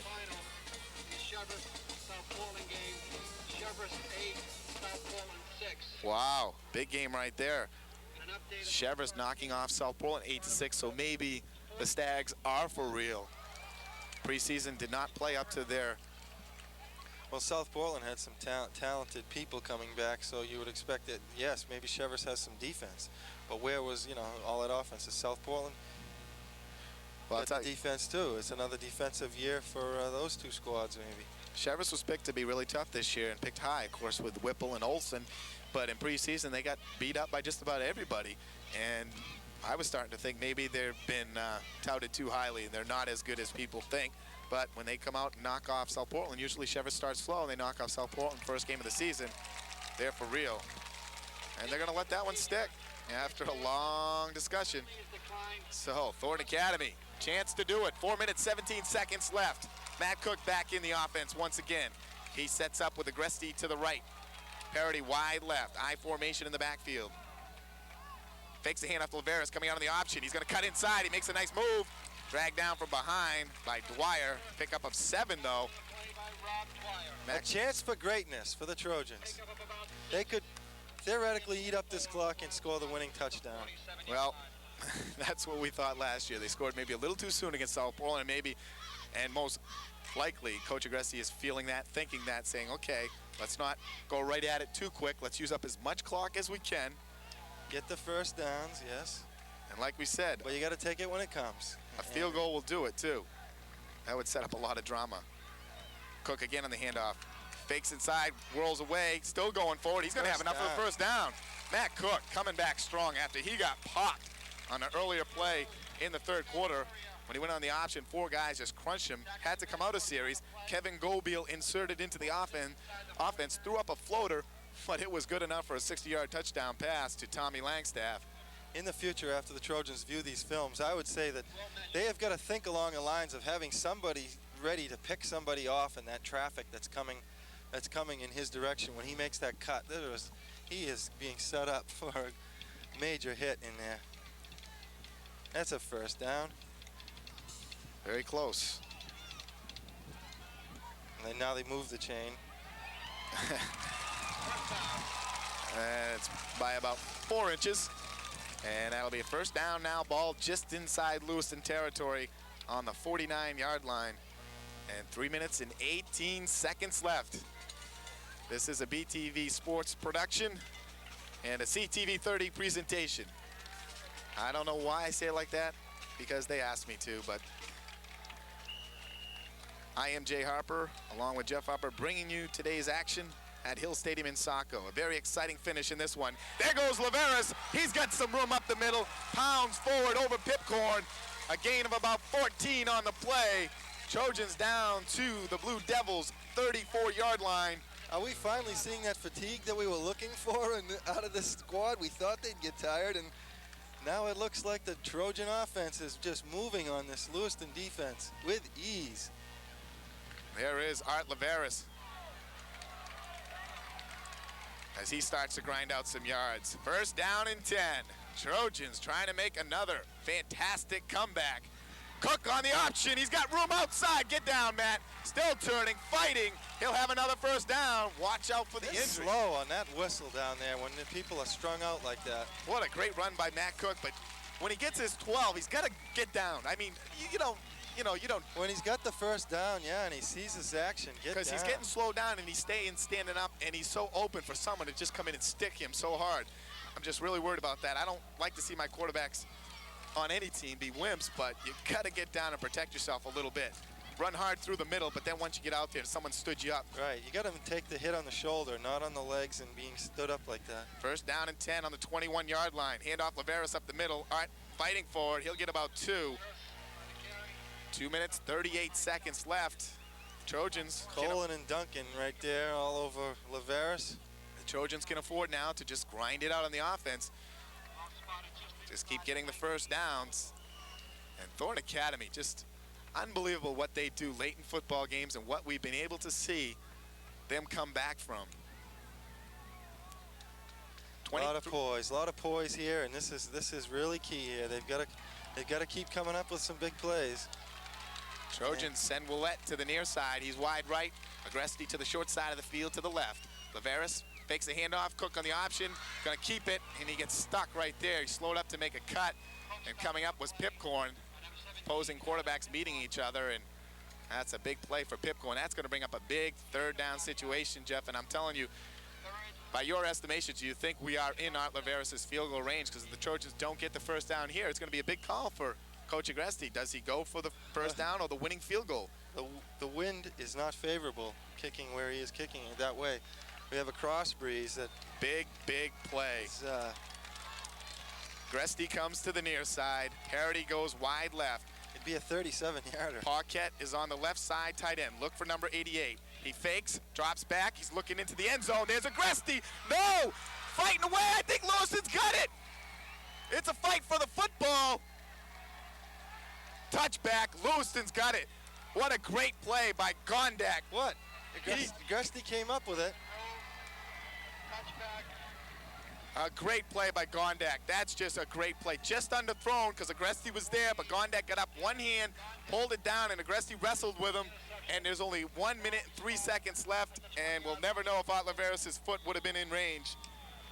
The Trojans, an incredible comeback, but it doesn't look good now with 1 minute left, Jeff. Oh, what a finish. You know, the instincts of the receiver are try to catch it, but the old 20-20, slap it away. Don't let that guy catch it either. He wrestled for it, and it was a thing that he had a tough position because the defender was in front of Craig, and he couldn't pull it away from him. But it's just one of those outstanding athletic plays by the defense. There was no really way that he was going to come up with that ball. The best he was going to do is knock it down, but he got a hand up on it and got it down into his stomach. And right, it was the interplay between them both that allowed him to come away with it. And Matt Cook just a little underthrown because it was right at the goal line. He had another 10 yards of the end zone to use up, and he underthrew that ball just ever so slightly.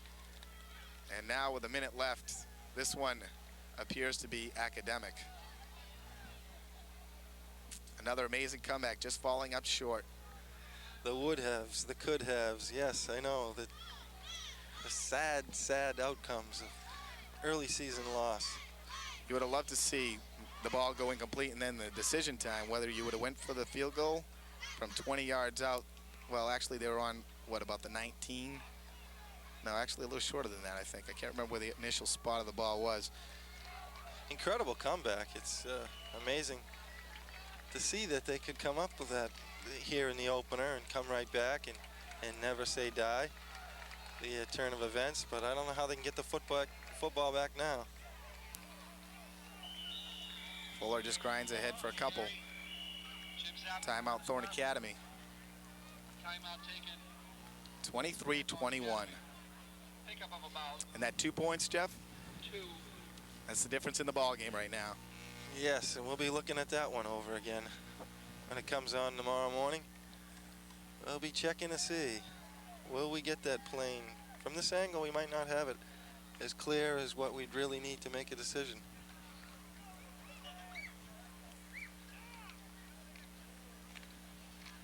Well, as this one winds up, too, a reminder, we'll be picking the Gutsy Players of the Game, sponsored by Wagner's Market, Lincoln Street and Saco. Offensive and defensive player of the game will receive a gut bomb sandwich from Wagner's Market. Also be picking Biddeford's Tire Play of the Game, sponsored by Biddeford Tire in Biddeford.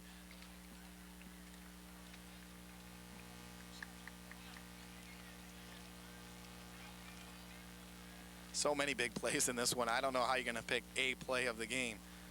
And some great performances on both sides of the line, too.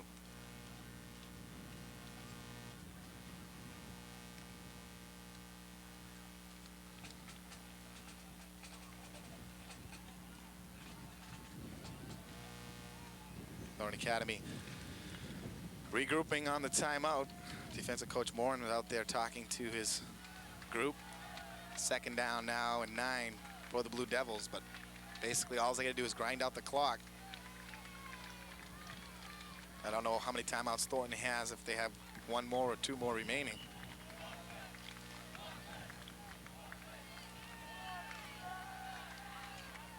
Lewiston breaks huddle. Wishbone backfield. Fuller, Letourneau, and Dwyer. Little motion in the backfield. They didn't call it. That would have stopped the clock. Now the flag goes down.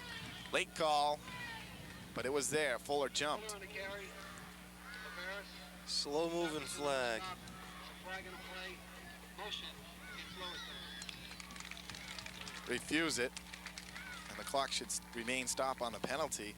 And Thornton may have one more miracle shot at this football. It's not out of the question right now.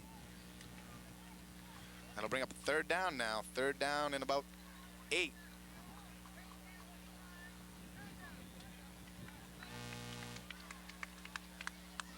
.53 seconds left. Very quiet crowd here this afternoon. It's been pretty much the whole time. The only time that, you know, the big touchdown plays, but 3rd down play, and there goes Fuller. This could be academic if he gets the 1st down. There could have been a fumble, Jeff. I don't know. It is! Unbelievable! Can you believe it? 43 seconds left inside the 30. The Trojans have time. They have time. And they still have the foot of Art Laveras. What is going on in this football game? Just when you think you have this game figured out. There's no full moon here tonight, this afternoon, Jeff, like there was in South Portland last year. Injured player appears to be Dougie Willett. Doug Willett down on the field for the Trojans. Thornton Academy will have time to regroup and a little bit of conversation. If Lewiston loses this game, they gave it to Thornton Academy on their own miscues, definitely. I mean, Thornton had a couple turnovers too, and they've, you know, hurt themselves. But Lewiston, really, in times you don't make mistakes like this. Exactly. This fumble is like the worst. But, you know, the same could be said for the interception that Thornton gave up when they had a chance to put it away. Well, here we go. Just a minute ago. Here we go. 43 seconds left. High school football on CTV 30. Matt Cook brings out his offense.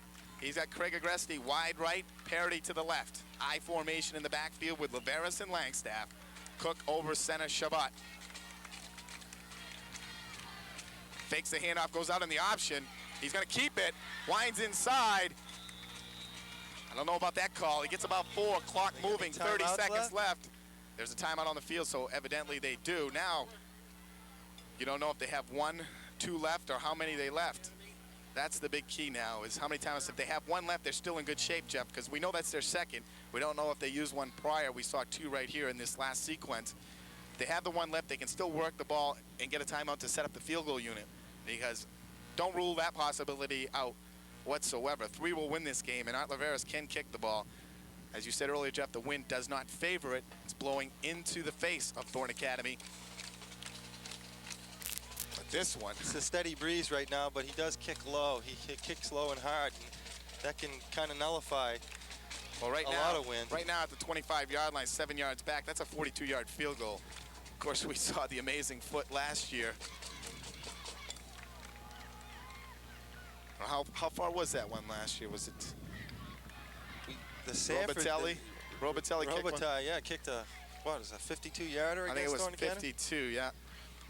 So 42 would be a long shot. Thorn Academy has to get some more ground right here. 30 seconds left with 1 timeout left. You still save yourself, but you would think they got to put the ball up in the air, because if you don't get the...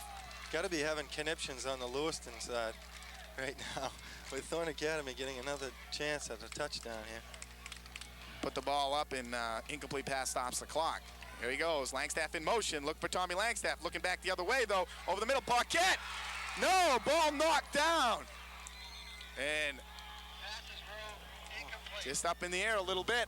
25 seconds left, chewed up 5 seconds. Paquette was there, but not really his fault. He took a big hit, and the ball was up a little high. A lot of traffic around him, yeah, and he took the hit as soon as he got his hands on it. Great call, though. Great call, as they had motion coming to this side, and they went back to the weak side with Paquette. And now it's 3rd down and 5, a long 5. I can't take this. I need a quick fix here. Give me a score and let's go home and with a win. 25 seconds left. Here we go again. Agresti comes to the near side. Paquette in the slot position. Langstaff in motion this way. Lewiston jumps. That'll bring up a 3rd down now and 1. So you're able to maybe punch your 1st down, but then you got to worry about the clock. So it still might be a passing situation for the Trojans. Got to be worried about this clock, Jeff. 25 seconds left. Ball now goes down to the 20-yard line. Maybe try to go outside with the option on the short side of the field there and get out of bounds. Stop the clock with a 1st down. Boy, that's a gamble too, though. You can lose yardage on that option. Definitely. Got to have something. Gut check time. We've seen Art Laveras pop up through the middle, though, unsuspectedly, and ramble into the end zone. If he gets by the middle linebackers, he's in great shape. There it is, Art Laveras cutting that way. Duncan's on him. He'll have enough of the 1st down, I believe, but we got to get the clock stopped. Very slow stopping that clock. 17 seconds left. They've lost at least 15, 20 seconds today on clock stoppings. The ball spotted at the 18-yard line. Now they're going back to do a measure. They already had moved the chains. This is amazing. Yeah, figure that one out. I don't know what they're doing. That ain't gonna work. I'll tell you what. This is a most bizarre afternoon. The officials just don't have it together. Now they give them the 1st down. Okay. 1st and 10 at the 18. 1st and 10 at the 18. Sorry for all the delays, but the officials are trying to keep this game together, and it has been a bizarre afternoon at Hill Stadium. 1st down and 10, 16 seconds, clock moving. Cook over center, takes the snap, hands off to Laveras. Nothing doing up there. Surprised at that call. Now they got to use the timeout. With only 7 seconds left, it's Art Laveras field goal time, Jeff. And this is going to decide it here in the last play of the game. How do you like us now? They're bringing out the shoe. There's no question. The high drama. Is this kid that good? Can he do it? So much to ask of such a young athlete. He's been everything for him throughout his very brief career. He did everything last year but kick a field goal, and we expected to see one, and I knew this year the opportunity would present itself. And if the Trojans win this one, there will be pandemonium left in this very quiet contingent. I'll tell you that right now. They will have to open up on this one. Mr. Laveras for the gut bomb. Can you do it? No doubt. The offensive star of the game would be right there on his right leg, and already scoring 15 points himself this afternoon. What an amazing football game. The Trojans just never say die. And here they are once again with an opportunity to win it. That's the thing. They've given themselves the chances. There's no doubt. Well, I'd like to see them try to draw this Lewiston squad offside. If they can have the discipline not to do anything wrong themselves, pull this Lewiston squad offside. I was surprised at that, They'll that get a call, little though. closer. Weren't you surprised at that call on first down to run it right up the middle? Yeah, very surprised.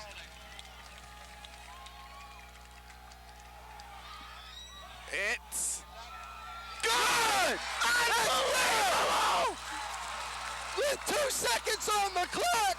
There's cartwheels on the field. There's hands in the air. There's 2 seconds left.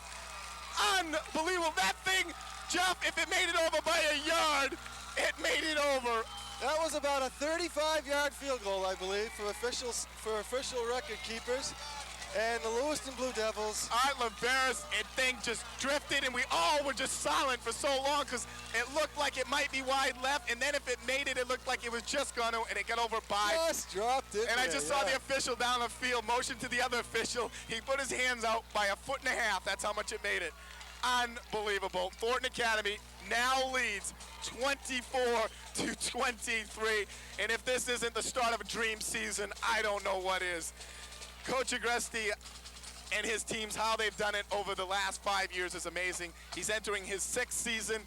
They've won it in '86 and '88, and I'm looking for the big one in '90, the even year gold ball, and what a way to start this season. What a boost.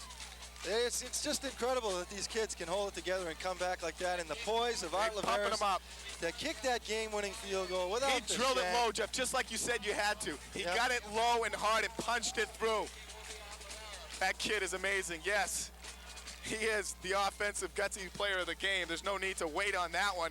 And the play of the game, what's going to have to be that. I don't know. There's just so many in this contest. How can you say that? But that's it. I mean, that is the play of the game. The snap, the kick is good. That's the play. But then we've still got 2 seconds left. Grind it into the ground and look out for the Stanford pitches, man. Just drive it into the ground. They've got to play defense one more time today. Put Tommy Langstaff back deep to stay the prevent man. You got to have Tommy Langstaff back.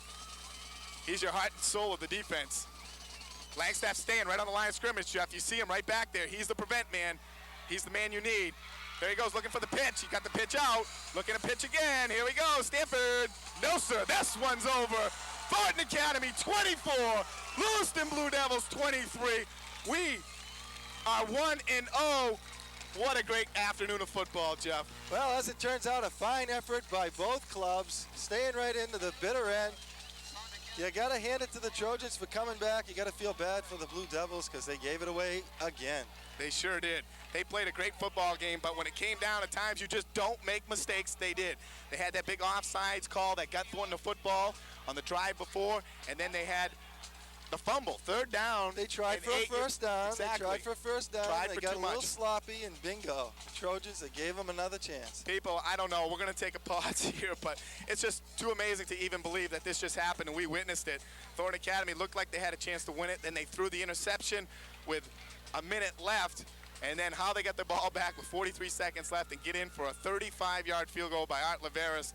But this one is in the W column. Thorn Academy once again winning 24-23. We'll be right back at Hill Stadium to wrap this one up.